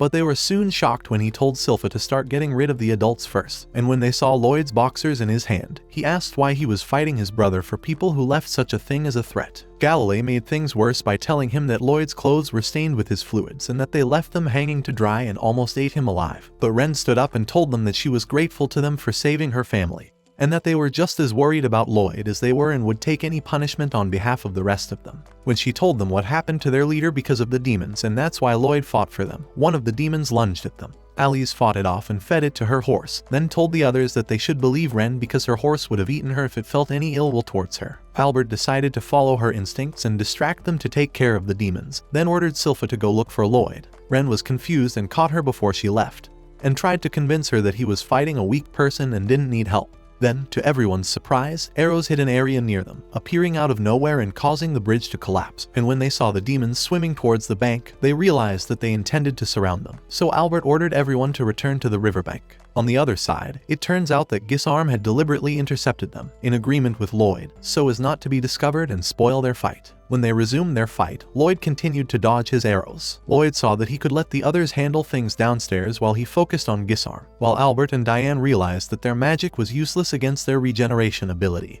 and that they needed something more powerful than fire before their powers faded over time. While Albert was thinking of a way, he was surprised when Sila disappeared from their ranks. On the other side, Sila grabbed Shiro and asked him to take her to where Lloyd was, but he didn't move due to the distance between the bridge and the palace. While they were thinking of a trick that would allow them to cross to the other side, they were surprised by Shiro's sudden jump into the water, and ended up floating above the water, frustrated by his failure. Then a demon appeared and tried to surprise Sila from behind, but she intercepted him in time, and he admired her skill and speed in dealing with him. When Sila realized that demons are categorized, she wondered which category Pizuzu belonged to. On the other side, Albert's soldiers continued to burn the demons while Albert thought about what had happened to this country, and felt the urge to save the people whose bodies had been taken by demons. Then one of the demons tried to attack him from behind, and before he could defend himself, Babylon swooped down and twisted his head 360 degrees, causing him to drop dead. He then offered to band together to fight the demons because he reminded him of their leader, Jade, and told him that he was aware of their bad reputation and did not intend to make excuses about how they had no choice but to continue living.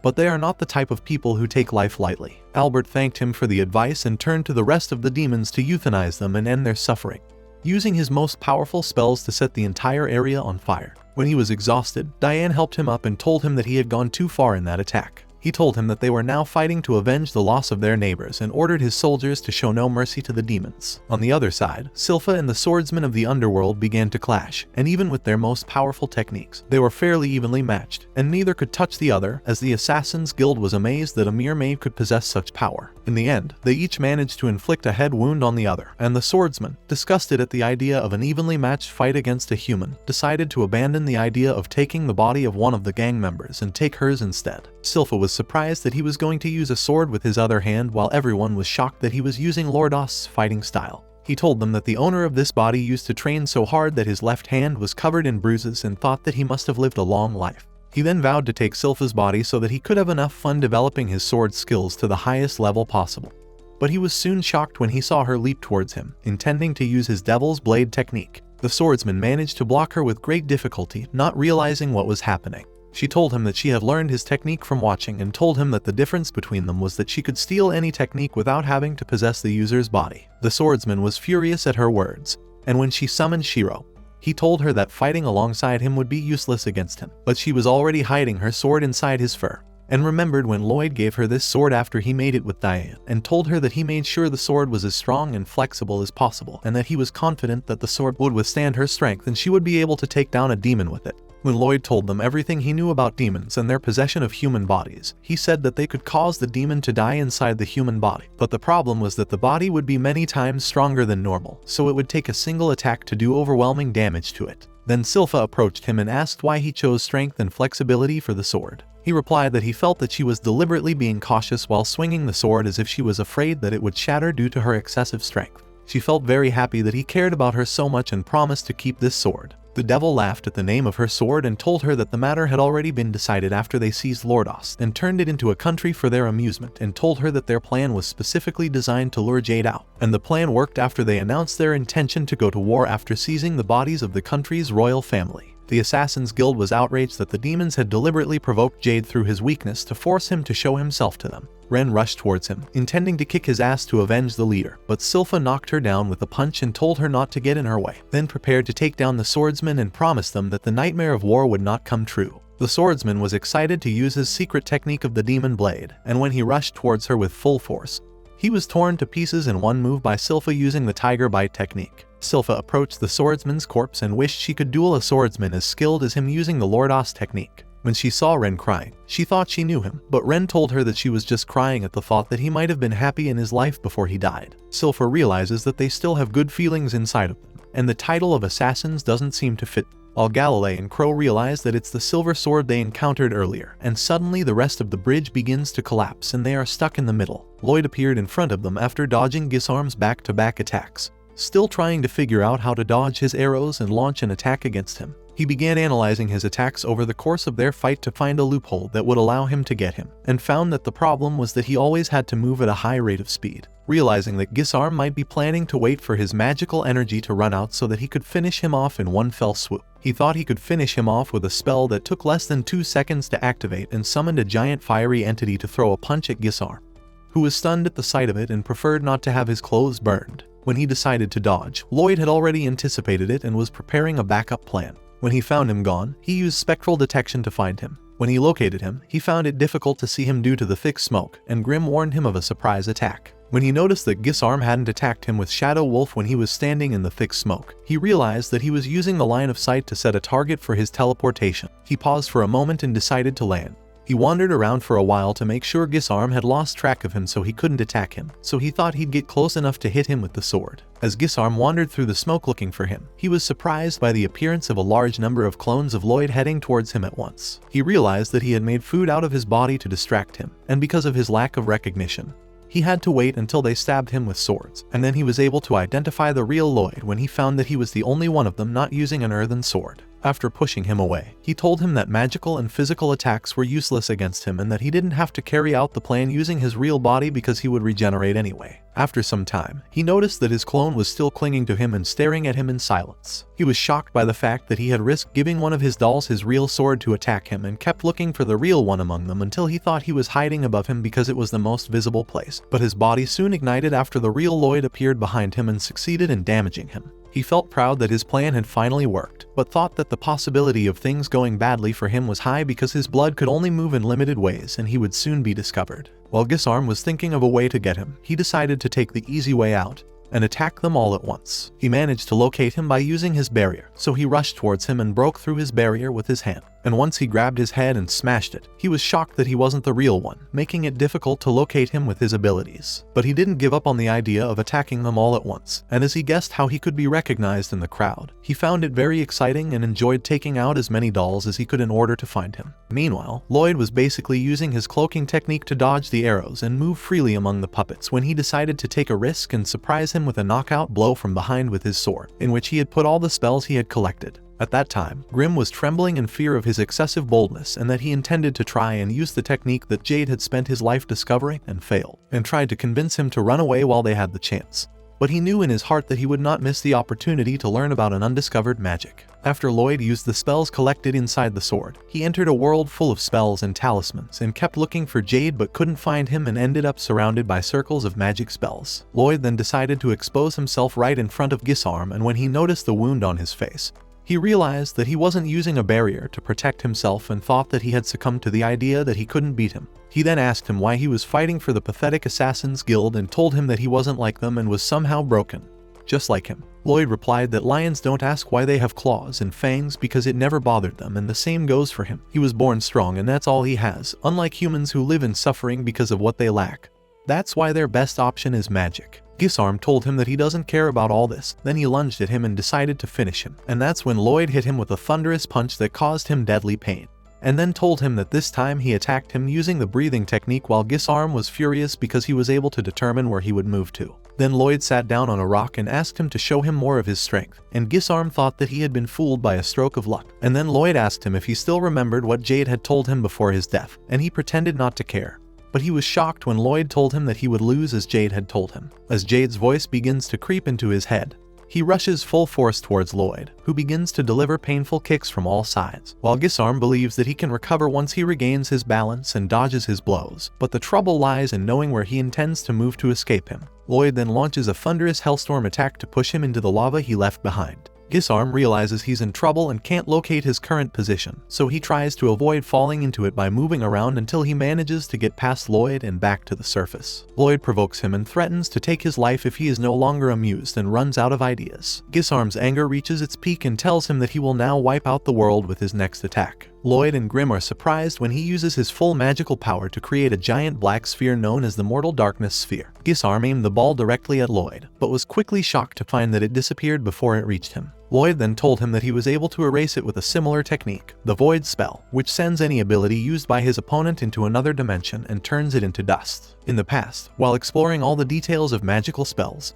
he had done an experiment about making two balls collide with each other at the same time and saw that the result would be 0 and both balls would disappear. After Gizarm heard that he was messing around with balls of light to learn magic, he went crazy and told him that it takes a lot of energy to create a single ball. He told him that he was excited to see what would result from two forces colliding with each other, and the result was as disappointing as he now feels about it. Gizarm couldn't stop complaining about a human having the ability to mimic one of his abilities and vowed to take away his body and mess with his magical energy as he wished. As he rushed towards him and grabbed him, he was horrified when he entered his magical energy field and found it to be beyond the imagination of any living being. Lloyd decides to take matters into his own hands and hits him with dozens of vacuum balls simultaneously. Before he can escape, he ends up vanishing into nothingness. Meanwhile, Albert and Diane are fighting side by side, unable to see their enemies because of the smoke. But thanks to Lyro and Shiro's sense of smell, they were able to locate the demons and devour them. Silpha wondered why she suddenly smelled a pleasant odor, which turned out to be the poison of Ren, who told them not to breathe too deeply because she doubted her ability to control her power yet. Albert thought he would be able to see better when the sun came up, but when he checked his watch, he realized that the sky should be bright now, and when they looked at the sky, it was dark, but in a slightly different way than the darkness of the night. Meanwhile, Gizarm was being pulled into the void and trying desperately to evade Lloyd's ball, but to no avail. He thought about leaving Jade's body, but before he could escape, he was caught between his teeth by the deadly phenomenon of stiffness. When he found no way to escape, he thought of pretending to be Jade, who regained consciousness after Gizarm's death, and begged him to stop his ball and save him before he died. But Lloyd did not care about these tricks and decided to finish him and crush him inside the void.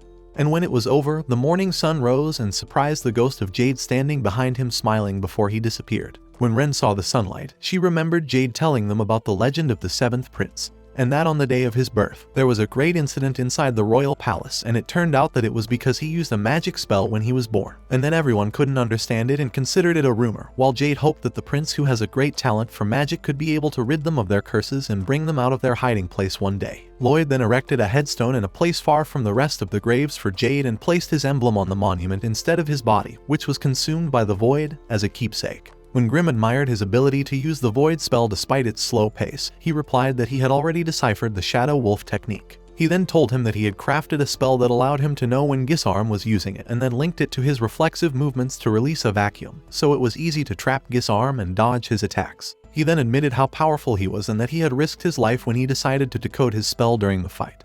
But he wouldn't have been satisfied if he hadn't discovered his ability before he died, and when he remembered entering the Jade spell domain, he realized that he had copied an entire Shadow Wolf spell before he died in the hope that someone in the future would come looking for a way to overcome it and take credit for defeating Gizarm. Meanwhile, Ren was sitting behind a tree eavesdropping on their conversation and decided to express her gratitude to him for avenging Jade.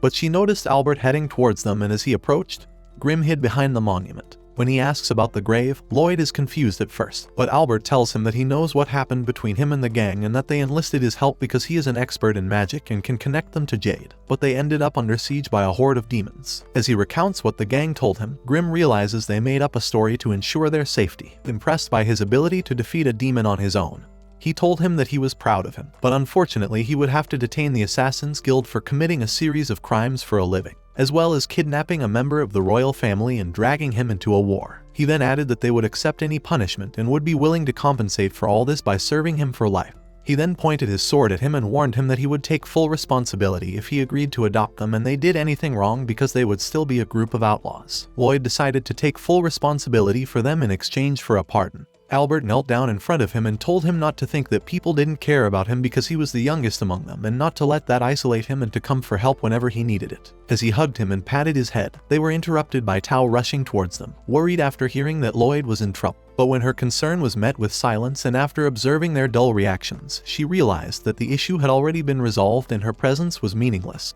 So she quietly turned back. They all rushed after her to thank her for helping them fight Pizuzu. After they left, Grim thought it was nice of Lloyd to agree to take over the gang. But he told him that they were the new frontier of the magical world and their potential shouldn't be allowed to just walk away. Tao expresses her confusion at the presence of the Assassin's Guild. But Albert tells her that this is a spontaneous gathering and that she should focus on having a good time. Galilei tells him that their leader didn't like to dwell on sad things, so they'd rather say goodbye with a bang. So Albert decides to celebrate in the Assassin's Guild's own way. While they were having a good time together, Teria approached Albert and offered to have a drink with him. But he had to refuse since he is a prince and runs a business related to the royal family. So she decided to use her power to seduce him. And before he indulged in a drink with her, he remembered Galilei's liquid that filled his brother's underpants. Ren asks Silpha to let her work alongside Lloyd as a way to show her gratitude. But Silpha tells her that she can't make that decision, and that she'll have to ask Lloyd himself. She was shocked to find him in the bathroom with them after Silpha brought him in, and he told her that he didn't mind her working for him. She asked him if he was sure it was okay to have a venom curse like her with him, and he realized that none of them had come to terms with the ability they were born with. Then he told her that if she could understand the nature of her poison and break it down into elements, she might be able to work as a pharmacist and save many lives. She was surprised at the idea that her poison could cause people to be saved instead of die. So he advised her to decode her power and turn it into ordinary magic and then reformulate it as a spell. And he told her to consider this a long-term task that he would assign to her. Ren remembered her suffering all these years and people persecuting her because of her curse, and that she was finally redeemed and welcomed into society. And realized that Lloyd accepted them all for who they were and that he never once called them cursed, and promised to work hard before he left. Days later, Ren was assigned to work as Lloyd's personal maid under Silpha's supervision. And when he went to meet his father with Albert, he thought he'd get enough of a scolding, but was surprised to find Charles complimenting him on his efforts and living his life to learn more about magic as he'd wanted to do since he was resurrected. We are back with the story of the 7th prince who decided not to fight with his brothers for power and devote his time to learning more about magic after he saved his island from great danger. After several days, Ren went to wake Lloyd but was surprised when she did not find him in his room. She was quickly shaken when he appeared out of nowhere behind her and hid inside Shiro's fur. He told her that he had mastered concealing his presence just as she had taught him, while Ren was amazed that he was able to learn the technique that took her a whole year in a short period of time. Lloyd noticed that she was still not used to working in the palace and promised him that she would do her best to be his servant. When he ordered her to speak to him spontaneously when they were alone, Silpha appeared and ordered her not to. Lloyd decided to leave them and go outside, and while everyone was working on restoring the island, he jumped over the window of Galilea, who had appointed him governor of the island. Lloyd approached his companions and confidently told them that this place would be a good source of research if it became a sanctuary. Galilea decided not to let such a disaster happen again as governor. Grimm suggested they use divine magic to protect the island, and they were shocked when they realized he was a demon. He told them to show him some respect and began to explain to them what divine magic is. He told them that it is a type of magic that only church members can get to use the power of God and fight evil. Lloyd was discouraged after learning that they would have to join the church because he was expelled 2 years ago and would not have access to that power. But with his friends encouraging him and telling him that they might have forgotten about him, he decided to join the church to gain the power. After that, he went with Ren and Babylon to the church, and their plan was to work as servants for a while in order to gain magic. After that, they went to meet Father Herbal, who was shocked when he saw Lloyd and seemed to still remember the disaster he caused. He raised the cross in his face and tried to kick him out of the church, but Escher appeared and told him that it had been a long time ago and they should forgive him. Herbal has no choice but to allow him to repent by staying in the church and soon falls in love with Shiro. After that, the three of them put on their church clothes and start working, but Lloyd ends up breaking Herbal's favorite vase. Lloyd was about to leave, but Escher approached him and helped him clean up. Lloyd left in frustration, and when Ren realized that everyone here knew him from when he was young, she asked Escher how he had behaved in the past. She told her that he hadn't changed at all. They were surprised to learn that he had joined the church to acquire divine magic. She remembered when he broke vases as a child, and expected her to deal with him strictly. He suggested that she destroy him with divine magic, but she told him that it was an ability used only against evil people. A demon appeared out of nowhere inside the church because of Lloyd, and Herbal evacuated the place while Lloyd was hiding. There was nothing he could do. Just when he was about to be overwhelmed, Escher rushed in and saved him, which made him feel even more ashamed, and he ended up being expelled after confessing his crime. Escher told them that she still thought he was a good kid, even after everyone started calling him a devil's spawn. When she remembered that there would be a carol sing during dinner today, she decided to invite Lloyd to join in and sing with them. On the other side, Lloyd was throwing vase debris outside when he saw two people teasing a girl. When he got a closer look, he realized it was his fourth sister Saria, who was into music. When she was about to kick her ass,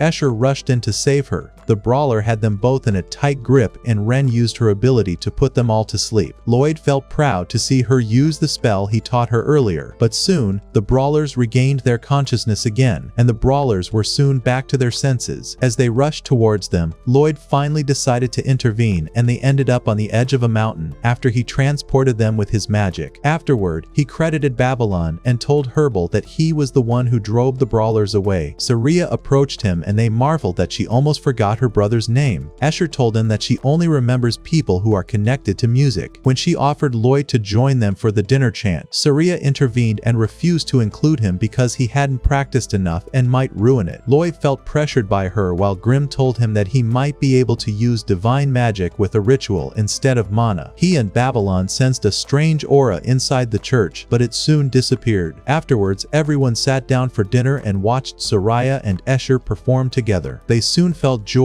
and spiritual healing as they began to play and sing, and Grim and Lloyd realized that this is what is called divine magic. Lloyd decides to investigate the suspicious aura he's been feeling for a while. He uses his cloaking ability and goes in the direction of the aura. When he breaks the magic barrier, he ends up above the clouds, and when he looks around, he finds that he's being watched by a mysterious person in the form of an angel. This person was enjoying Escher and Saria's performance to the point of tears, which made Lloyd feel that he was just a fool and not a threat to them. When the person decided to join the banquet, he was surprised after Lloyd threw a piece of cloud towards him, and was soon shocked when he realized that he was human and had come here. He smugly told him that his name was Giriel, the holy angel of God. Lloyd tried to convince him to help him, but he used his power to send them back to the original world again. Lloyd used a protective barrier, which made Giriel realize that he was not a normal human. He continued to attack him, while Lloyd used his sword to block him and took the opportunity to learn more about his power. He was surprised that he couldn't absorb this type of magic with his sword as he does with other types. He tried to surprise him from behind, but Giriel was cautious enough to use his true power to cause cracks in the walls of the worlds. Lloyd was perplexed that he couldn't test the resilience of divine magic and had an idea. He surrounded Giriel with gates from all sides, exposing him to an all-out attack. Giriel luckily escaped, while Lloyd thought about using it again and making sure he was defeated. Giriel managed to dodge him again and told him that he was not good enough to give him divine magic. He rushed towards Lloyd to surprise him, but Lloyd managed to catch him and smash his magic swords. Giriel immediately retreated and told him that his swords were unlimited and could not defeat him. Lloyd was curious to see how far he could stand up to him. He then used all of his magic at once and managed to deal overwhelming damage to Giriel and made him admit defeat. After Giriel became transparent from the damage, he told him that he had lost his chance to learn after consuming all of his mana. Lloyd shared his mana with him and asked him to teach him to use divine magic. Giriel decided to kill two birds with one stone by teaching Lloyd divine magic and using it to appear in the human world. He told Lloyd that they needed to make a deal to possess him, but it ended up settling in his palm as part of his body. Giriel had no choice but to comply and give him what he wanted. He told him that he only had to engrave the mana sign on his soul to activate it. When Lloyd tried to use it, he felt like he was in a dream, while Grim realized that he had enough power to conquer different worlds. Lloyd was curious to try using Giriel's swords and summoned an entity so huge that it started destroying walls. Giriel was shocked that he could change the shape of the swords into vast wings, while Grim begged him to stop his ability before things got out of hand. At that time, Babylon was wandering outside to check the situation. As he sensed a strange odor nearby, a mysterious man appeared and asked him to accompany him inside. Babylon suspected that he was not a priest, and when he asked him why he was not wearing a cross, he took his cross out of his pocket. Babylon noticed that he was carrying a golden cross, while the mysterious priest told him that this garden is a sacred place that no one should be allowed to enter. Then Ren joined them, and Shiro trembled in fear when he sensed the priest's aura. Then Lloyd returned to them, and when he passed by the priest, Giriel was shocked when he saw him. Babylon wondered if the garden outside was really a sacred place, and when Escher told him that they bury the animals of their believers, he realized that he was a fool for thinking that the musty smell was caused by a corpse. Lloyd decides to leave the church now that he's found his calling, while the priest decides to keep a close eye on him to make sure he doesn't get in the way of his plan. After Lloyd returned to the mansion, he taught his companions to use divine magic after he forced Giriel to give them the power to activate it. He was furious when Lloyd ordered him to give his power to more people in order to achieve a greater achievement in the world of magic, and told him that he only gave this power to one person in the history of time. Lloyd told him to shrink in size like Grimm so as not to draw attention to himself, and he ended up looking like a golden bird chick. Then, they were joined by the two brawlers that Lloyd had sent away, who turned out to be Galilea's minions. Just as they were about to kick Lloyd's,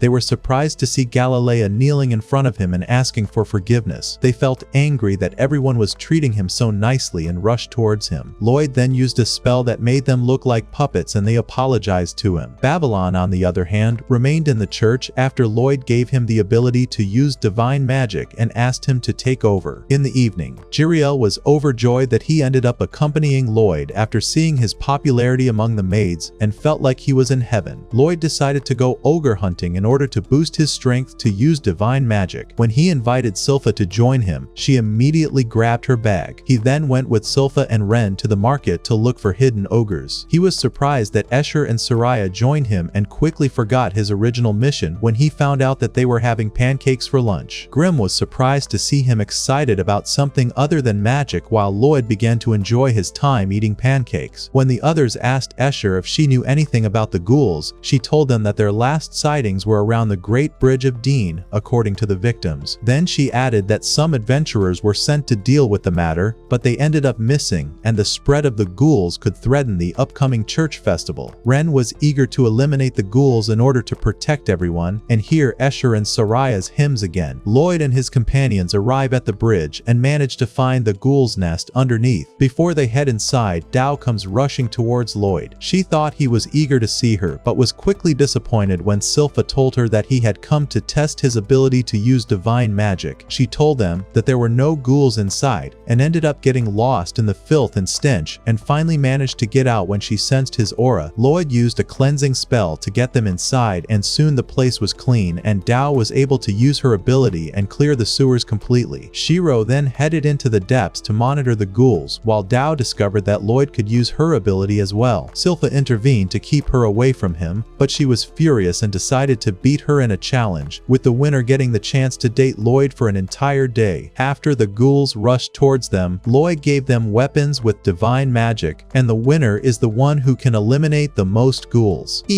And applying poison to her weapon, broke as soon as it touched one of the ghouls, and Lloyd was inspired by her idea and created another weapon mixed with poison. Grimm realized that he had developed divine magic like never before and had powerful helpers. As the three of them raced to eliminate the last ogre to win, a mysterious creature called Civil War appeared out of nowhere in front of Lloyd. It took time for the three maids to realize what had happened in a split second. Lloyd realized he was being controlled by something, and when Civil War tried to do the same to Lloyd, he was stunned when he sensed his magical energy. Ren remembered what Jade had told her in the past about him and couldn't believe that he had survived. Just when they thought it was easy to dodge his strings, they were shocked when he knocked them down with hundreds of strings at once. Meanwhile, the mysterious priest disposed of Herbal while a traumatized Escher watched from behind. Decided to take Herbal's life and take possession of Escher's body, but Babylon appeared just in time to get rid of his ghost. On the other side, Lloyd sat back and watched as his comrades struggled to overcome a stronger being. Ren immobilized him with poison, and Tao stabbed him with several stab wounds. Civil War was about to kill her with his sharp strings and force them away from him. When he tried to attack Tao, she tightened her grip on his strings and kept swinging him in the air until Silpha seized the opportunity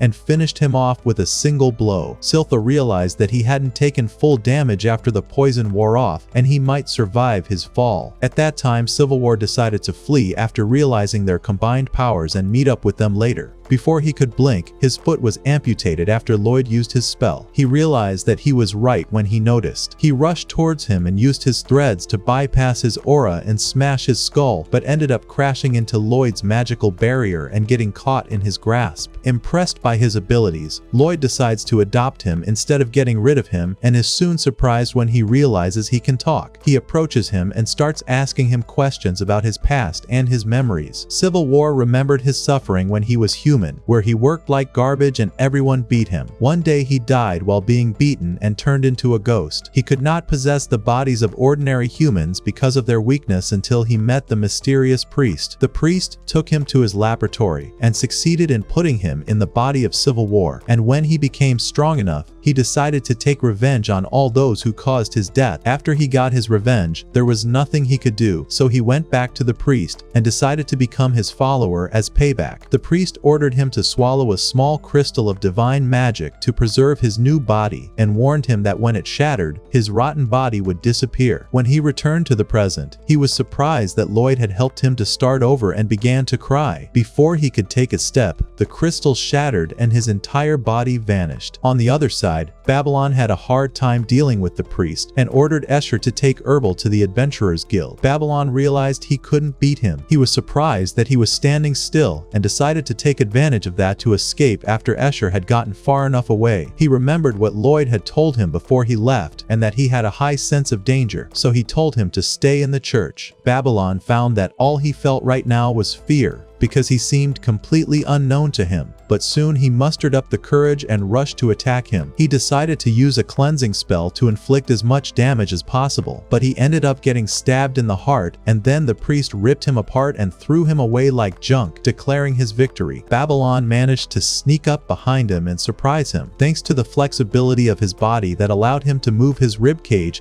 and dodge the priest's deadly blow. He was surprised that he did not budge even after he fired his spell at close range, so he decided to deliver hundreds of blows to him at once. He ended up receiving a thunderous blow and fell to the ground in the church. The priest approached him and used his divine magic to make dozens of swords appear around him. Babylon felt he was in trouble and would not be able to dodge them all at once. On the other side, Escher arrived at the guild carrying Herbal and quickly fell to the ground. When everyone asked her what happened, she remembered when Babylon told her not to ask for help and made up another story. She then decided to go back to Babylon and asked everyone to take care of her father. On her way, she started crying and blaming herself for not asking for help, but she soon realized that Babylon's opponent was unstoppable and thought about finding a way to save him. She ended up stumbling as she had memories of Soraya, and that's when Lloyd appeared and gave her an umbrella. She felt he was her last hope and begged him to go save Babylon. When he arrived, he saw Babylon sitting in a pool of his own blood after the priest had plunged all his magical swords into his body. At that time, Babylon was in another world in a cloud and thought he was dead, but he was soon relieved when he heard Escher's voice singing for the last time. Then he regained consciousness and found that he was still alive and Escher was sitting next to him singing to him. Babylon panicked when he found everyone crying and screaming after he woke up, and suddenly Escher fainted near him. The rest told him that he remained unconscious for 3 days after Lloyd treated him and then went to tell his brother Albert what happened. Suddenly, Lloyd appeared out of nowhere and was about to experiment on Babylon to force him to regain consciousness, but he was quickly discouraged when he saw him awake. After that, Babylon told what happened between him and the priest, which made Giriel feel angry that he had given divine magic to a monster. When he told them that he wasn't affected by his blows no matter how hard he tried, Lloyd realized that the priest didn't feel guilty about what he was doing, making him difficult to defeat. Then, they went to ask Herbal about what happened and he told them that the priest had a grip on his neck and started saying things about strengthening the guard. Lloyd understood that he was trying to spread spies inside the church by possessing the bodies of the priests, and then concluded that there was something wrong with the church garden. When he went there, he found that everyone was doing well, and they had rearranged everything for the festival that would be held in 3 days. Katerina appeared and told them that they were in trouble after the church refused to investigate the mysterious priest and told the guild that they had to have solid evidence before suspecting a priest. She told them that the guild couldn't even put up posters with his description as a wanted criminal. Lloyd turned into Detective Conan and ordered the others to dig the garden to find a clue. Herbal stops them and tells them that this place is sacred. A group of crows appear and he decides to use them to investigate. Everyone senses that something is wrong with Shiro and that he is afraid of something. Soraya then joined them and asked Escher if she could sing at the upcoming festival. Babylon intervened and told her that Escher might be targeted again, and it would be best if she cancelled the performance. Soraya quietly left and decided to take matters into her own hands, while crows found a clue. When they checked the area where the crows had gathered, they found a secret underground portal. Silpha opened it and soon a foul smell came out. Lloyd realized that the basement door was specially designed to hide something down there and decided to enter himself with the others. Escher gathered her courage and asked them to let her accompany them, which encouraged Shiro to be strong and jump in after them. When they reached the basement, they were shocked to find that it was an experimental lab containing many samples. They began to examine everything inside until Ren found a sample that resembled the ghouls they had encountered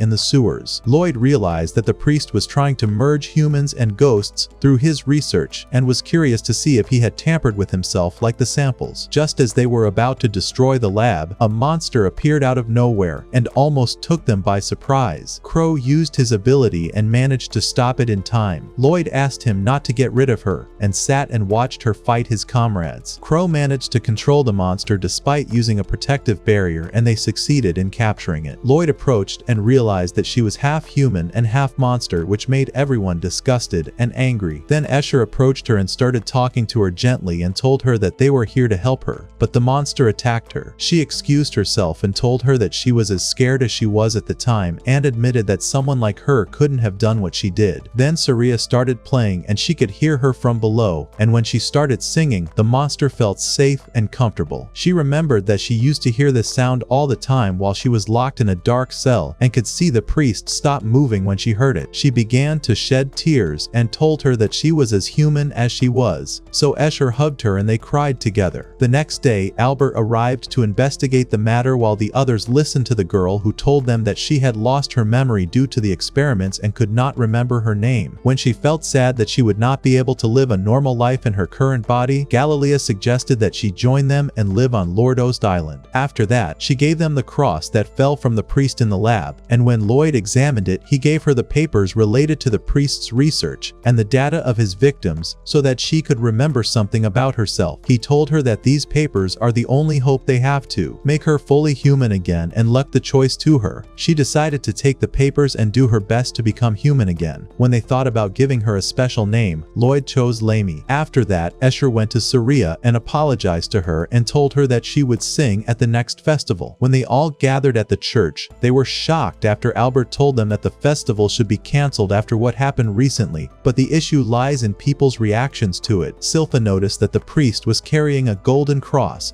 as only the Pope and the 12 bishops have such a cross. Herbal refused to believe that one of the bishops was the culprit, while Babylon remembered that the priest did not need to perform certain rituals to use divine magic, which means he has a license. At that time, Giriel remembered that only the Pope has a license, which means that this priest is one of his closest confidants. Albert thought of a way to convince the church to cancel the festival and protect the Pope. Silpha told him that there was not enough time to cancel it, and that they would have to isolate the Pope that day and watch the bishops until they found the culprit. Albert could only trust those around him and rely on them to protect the Pope. In the evening, he sends a letter to the Pope, but it falls into the hands of Bishop Anastasia first. After reading it, she goes to a room containing a secret vault and turns out to be one of those involved with the mysterious priest. When she tells him the letter, he realizes that they got information from Lamy and decides to merge the remaining arm of the Civil War body with his own body and unleash his monsters. The day before the festival, Lloyd's companions arrive at the central church to discuss the details of the festival with the Pope and the bishops. Silpha tells him that his welcoming procession will be cancelled for his safety. Bishop Ganmul objects when he learns that they will be distributed around the church during the festival, but the others tell him that the goal is to protect them according to Albert's instructions. Silpha chose to accompany Anastasia. Meanwhile, Bishops Roselis and Thor scolded Babylon after learning that he was the one who confronted the mysterious priest and claimed to be one of the bishops. Meanwhile, Albert was waiting for them to arrive with Charles and hoped that his plan would help protect the Pope from assassination. After the Pope arrived, he was surprised that Charles rushed to the Pope to greet him as his good friend. When they returned inside, Albert felt nervous because of the few people guarding the church and hoped that nothing unexpected would happen during the ceremony. Silpha was surprised when Anastasia told her to wear something other than a maid's uniform. Suddenly, she pulled up her clothes, took out her dagger, and told her that it is not allowed to carry a weapon inside the church. Silpha has her in her sights and suspects that she is working for the priest, while Anastasia realizes that she is not just a servant to be underestimated even when unarmed. Suddenly, the ground began to shake violently and everyone thought it was the drum beat of the celebration, but soon everyone was shocked by an explosion that resulted in the appearance of a huge black dragon right in front of the church. Before Albert could wonder what was going on outside, he found the Pope telling them that the gateway to hell had been opened, and it turned out that he had deceived everyone and intended to wipe out the island. The island plunged into chaos after the monsters spread outside, while Albert realized that the person they were protecting was the mastermind behind everything. Giriel appeared in human form in front of him and wanted to know why he had betrayed them. The Pope used his brutal strength to tighten his grip on Albert and Charles and refused to answer his question. Charles remembered when he saw the image of the mysterious priest and found that he resembled the Pope when he was young, and when he asked him if the death of his son caused him to change, he began to squeeze him until he died slowly. Charles asked Giriel to save Albert for him. Giriel felt too stressed to choose father or son, while the Pope decided to send the souls of the entire royal family to heaven. But soon everyone disappeared after Lloyd used teleportation, amidst the shock of the Pope, who realized that it was the child he met in the garden. Then he took off his robe and returned to his original form and decided to get rid of Lloyd immediately. Meanwhile, everyone was transported to the royal family's castle amid Dion's surprise. Albert approached his father and told him that the enemy is able to change his form at will, and that it is impossible for the Pope to betray his people. Charles wished that his friend was not a traitor and ordered his sons to protect the people at all costs and declared war on the priest. On the other side, Lloyd ordered his followers to go and help those fighting outside. Giriel wanted to face the priest himself, but Lloyd told him that he would not be able to defeat him. After his followers left, the priest used his ability to finish him off quickly, but Lloyd quickly unleashed his power and caused the entire church to explode amidst the priest's shock. He tried to fight him off as best he could, but Lloyd lunged at him and gave him enough blows to send him flying out of the church. Lloyd ended up standing over him, staring at the black dragon and telling him that he had crossed the line. The priest tried to cut him in half with his blades, but he easily avoided it. At that time, Giriel thought about returning and helping Lloyd, but Grimm told them that all they can do is eliminate the monsters outside. The priest decided to take it seriously and target Lloyd with everything he has. Meanwhile, the confrontation between Anastasia and Silpha began after the latter confirmed her suspicions, while the bishops were doing their best to confront them in cooperation with the rest when they were shocked to see the legendary demon Grimoire, who returned from the bottom to take revenge. On the other side, the six-eyed and six-armed Chakra appeared and effortlessly took down Tao before the eyes of the twin bishops. Just when she thought she was done with her, Dao emerged from the rubble, and Chakra was shocked to realize that she had taken one of her arms. Chakra was even more shocked when Dao told her everything about herself, and that she was now a monster possessed by Chakra's spectrum. Dao untangled her nails and vowed not to lose to her, so Chakra decided to use her full power against her. She remembered when she was a human, in the form of a man, and chose this body to become a superhero and not age. She thought that she would be able to take her down as soon as she approached. Dao then rushed so fast that Chakra didn't realize she was in front of her until it was too late. She realized that everything she had done before in pursuit of power was useless, and she ended up being torn apart. The twin bishops couldn't believe how powerful Dao was and considered it a victory for the entire human race. They discovered that Chakra was still alive and found Tao sitting in front of her, admiring her determination to the end, and Chakra's soul rested in peace after someone recognized her. monster. Meanwhile, the others were having difficulty against Grimoire, so they had to use divine magic. Before he could attack, a mysterious figure appeared out of nowhere and decapitated him with a single kick, to the shock of everyone. He then gave the spectrum to Galilea to purify him and then flew away in search of other monsters. On the other side, Babylon, Thor, and Rosellis are having trouble getting rid of a certain monster. This monster is a human with a pig's head, and every time they try to kill it, it regenerates and comes back stronger. When he asked him why he hates humans, the pig told him about his past years ago when he was created by an alchemist named Ouroboros, and the goal of his creation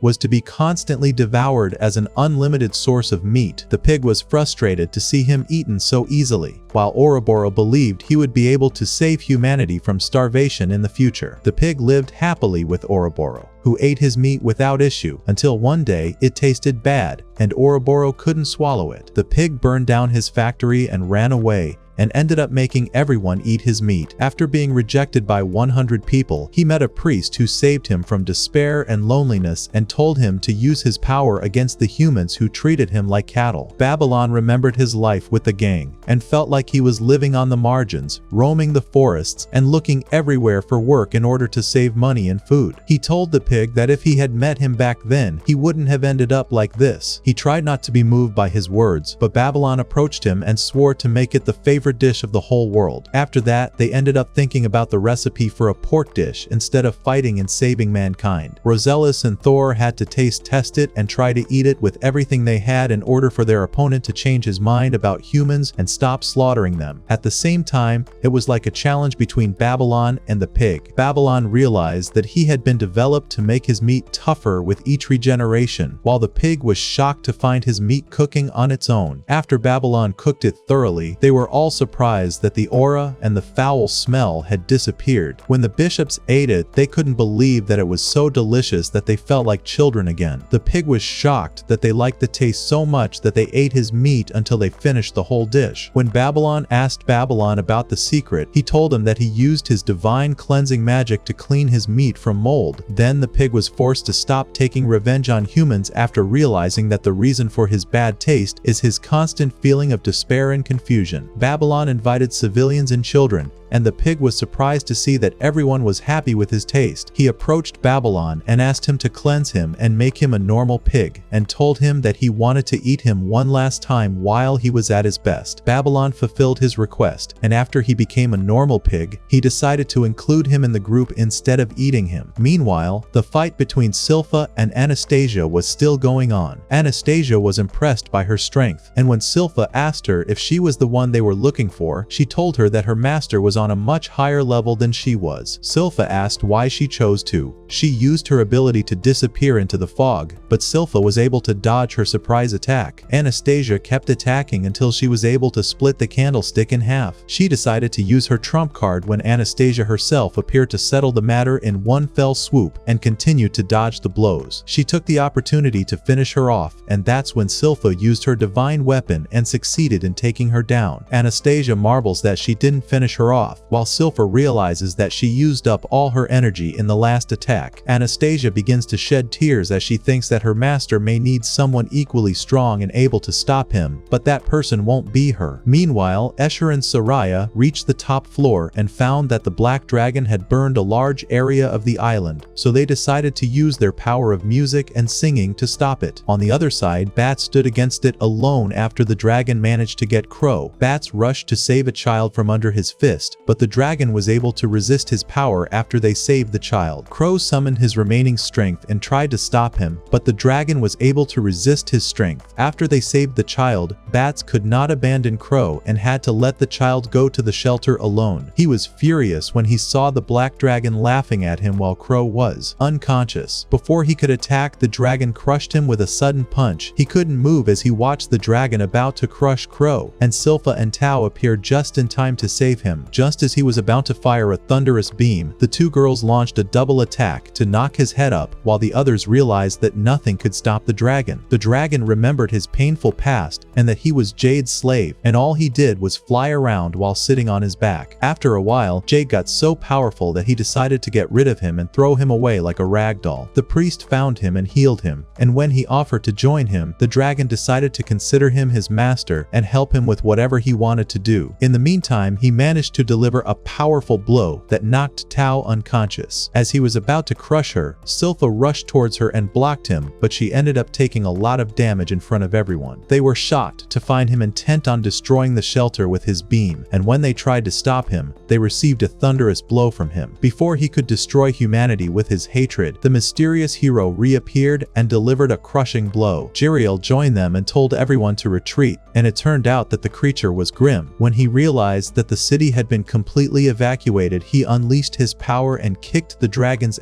with everything he had. The dragon trembled in fear of his aura and exaggerated strength, especially since he could guess his past. Grim decided not to get rid of him and ordered him to go back to where he came from, but the dragon decided not to die a coward. Grim uses his special ability and succeeds in wiping him out, while the dragon wonders if he and his companions were able to overcome their suffering during the battle. Giriel then joins him, and they return to their previous forms and decide to go to help Lloyd in his battle. Meanwhile, Lloyd was analyzing the priest's power and how he used magic while the priest realized that all his followers were eliminated. Lloyd was shocked to see him releasing his magic to the ground and told him that he had just released 10 S-rank monsters. He tried to attack him at long range with a spell, but the druid was able to block it and hit back. He told him that he wouldn't let him interfere with his plan anymore and swore to wipe Lordost off the map. Lloyd kept dodging his attacks as fast as he could while the rest of them had a very hard time facing the monsters after their strength waned. Soraya and Escher began to play and sing on an island-wide scale, and soon the monsters and the priest fell under the influence of her voice. Lloyd took advantage of the opportunity and managed to rob the monsters of their heads in a flash, then told the priest that he didn't care about the motive that made him want to destroy the island, and all that mattered to him was the magic of the island. In the meantime, Bishop Dante disposed of one of the monsters, and Ren noticed that he started fighting fiercely since he learned that the Pope was the mastermind of the disaster. After that, he decided to go to the priest and told Ren that she had done a lot of effort to protect everyone. On the other side, the priest remembered his past where he lived happily with his family and used divine magic by singing despite his awful voice. One day he found Giriel telling him that he no longer needed to sing in order to use divine magic and decided to give him a license to never sing with his awful voice again. After that, he confronted Dante, who dared to challenge him, and after he overcame him, he refused to help him with divine magic and told him that he was confident in his ability to defeat the darkness inside him. Dante decided to take him as a role model and became very similar in appearance as they sought to make their country a better place. One day, the priest found a malnourished girl sitting in front of his house. He invited her in to feed her and thought she might be a good friend for his son, but soon someone came in behind her and spilled his family's blood in front of his eyes, then went into the kitchen and ate whatever he could find. The little girl turned out to be Anastasia, and the criminal used her as bait to break into the house. The priest stood shocked and wondered why God did not protect his family. He tried to use purification to atone for his guilt, but he was shocked to find that he continued to eat greedily, not caring about what happened around him until he ended up dead. While Anastasia was apologizing to him, he succumbed to anger and despair, lost his faith in God, and decided to let everyone see the darkness inside him. Lloyd got bored with his depressing story and didn't hesitate to smash his head with a blow of his magic. Lloyd then told him that he wanted to show him something. The priest was soon shocked when his body began to tear apart with each attack. Lloyd beat him until he was forced to use Civil War strength, but it was not enough to deter the attacks and ended up suffering a crushing defeat after Lloyd finished him off with his most powerful spell to test whether he would die if he aimed at his heart. Lloyd was surprised that he was able to repel his attack and realized that the anti-magic symbols on his magic were getting in his way. His followers arrived and told him that the priest did not deserve to have mercy on him and capture him alive. Then the priest stood behind him and told him that while he was relaxing, the monsters succeeded in infiltrating the source of the song. song. Meanwhile, Shiro was trying to hold on while suffering severe injuries. Soraya told him to howl as much as he wanted to express the pain and continue to play, despite the monsters approaching. He began to howl until his voice reached the sky, and then Lloyd decided to settle the matter and used all the magic elements at the same time, while the priest preferred to die rather than be caught alive. The priest was able to fight him and was shocked that he used a spell capable of destroying the entire world, and did not realize that Lloyd, on the other side, everyone continued to stare at the sky that changed shape due to Lloyd's spell, and Dante thought that the priest was in a confrontation with God. The priest felt remorse for making so many mistakes against others and using them to serve his schemes, and asked God to look at him one last time, and then he found himself standing in front of his wife and son, and realized that the good side of him was still alive. He used the holy light on Lloyd, but he was unaffected by it and attacked him with a holy light so powerful that it cleansed the entire world at the same time, and everyone began to confess their mistakes. After the battle was over, Lloyd sat and wondered if the cleansing had affected the priest or if he was good from the beginning. When he asked him why he didn't use the 12 bishops to carry out his plan, he told him that the purpose of all this was for both sides to last until the end, but surprisingly, he was defeated by a mere prince and a nun. Lloyd told him that Escher wanted to become a nun because she loves to sing, which is the only thing she is good at, which is a reason far from religion. He advised him, instead of focusing on right and wrong, to think about what is more enjoyable for him, and remembered that living his life in the same way as the priest led to his death in the previous life. The priest was surprised when he gave him the Civil War sword, and before he left, he asked him about his last words. He pretended not to remember and told him he would wait for him on the island. The next day, Albert faked news of the Pope's death in a large-scale terrorist attack so that the church's reputation would not be negatively affected. The bishops began to wonder who would take over the leadership of the church after the Pope's departure. Dante then thought about Escher, who was shocked when Gonmo asked her to take the qualifying exam for the position. On the other side, Lloyd sat reading a book in Saria's room while she played. She remembered that he had warned her in the church about a huge attack that would happen during the festival and told her to start playing when things went wrong. When she asked him why he didn't tell anyone else, he said that anyone would have stopped her from playing because of the risks. He was surprised when she started playing and realized that she had taken the spell he had used against the priest and was able to write it down. He tried to play dumb, but Saria was sure that he was the one who had defeated the priest and decided not to get in his way and enjoy the time she spent with him. The next day, the girls went to take a bath, and Escher was worried about being nominated as Pope. Saria reminded her of when she was fond of singing and begged her to do a musical duet together so that everyone could hear her singing. Escher decided to become Pope, and after she was crowned, she succeeded in singing in front of the world, and her voice reached the sky and made everyone happy.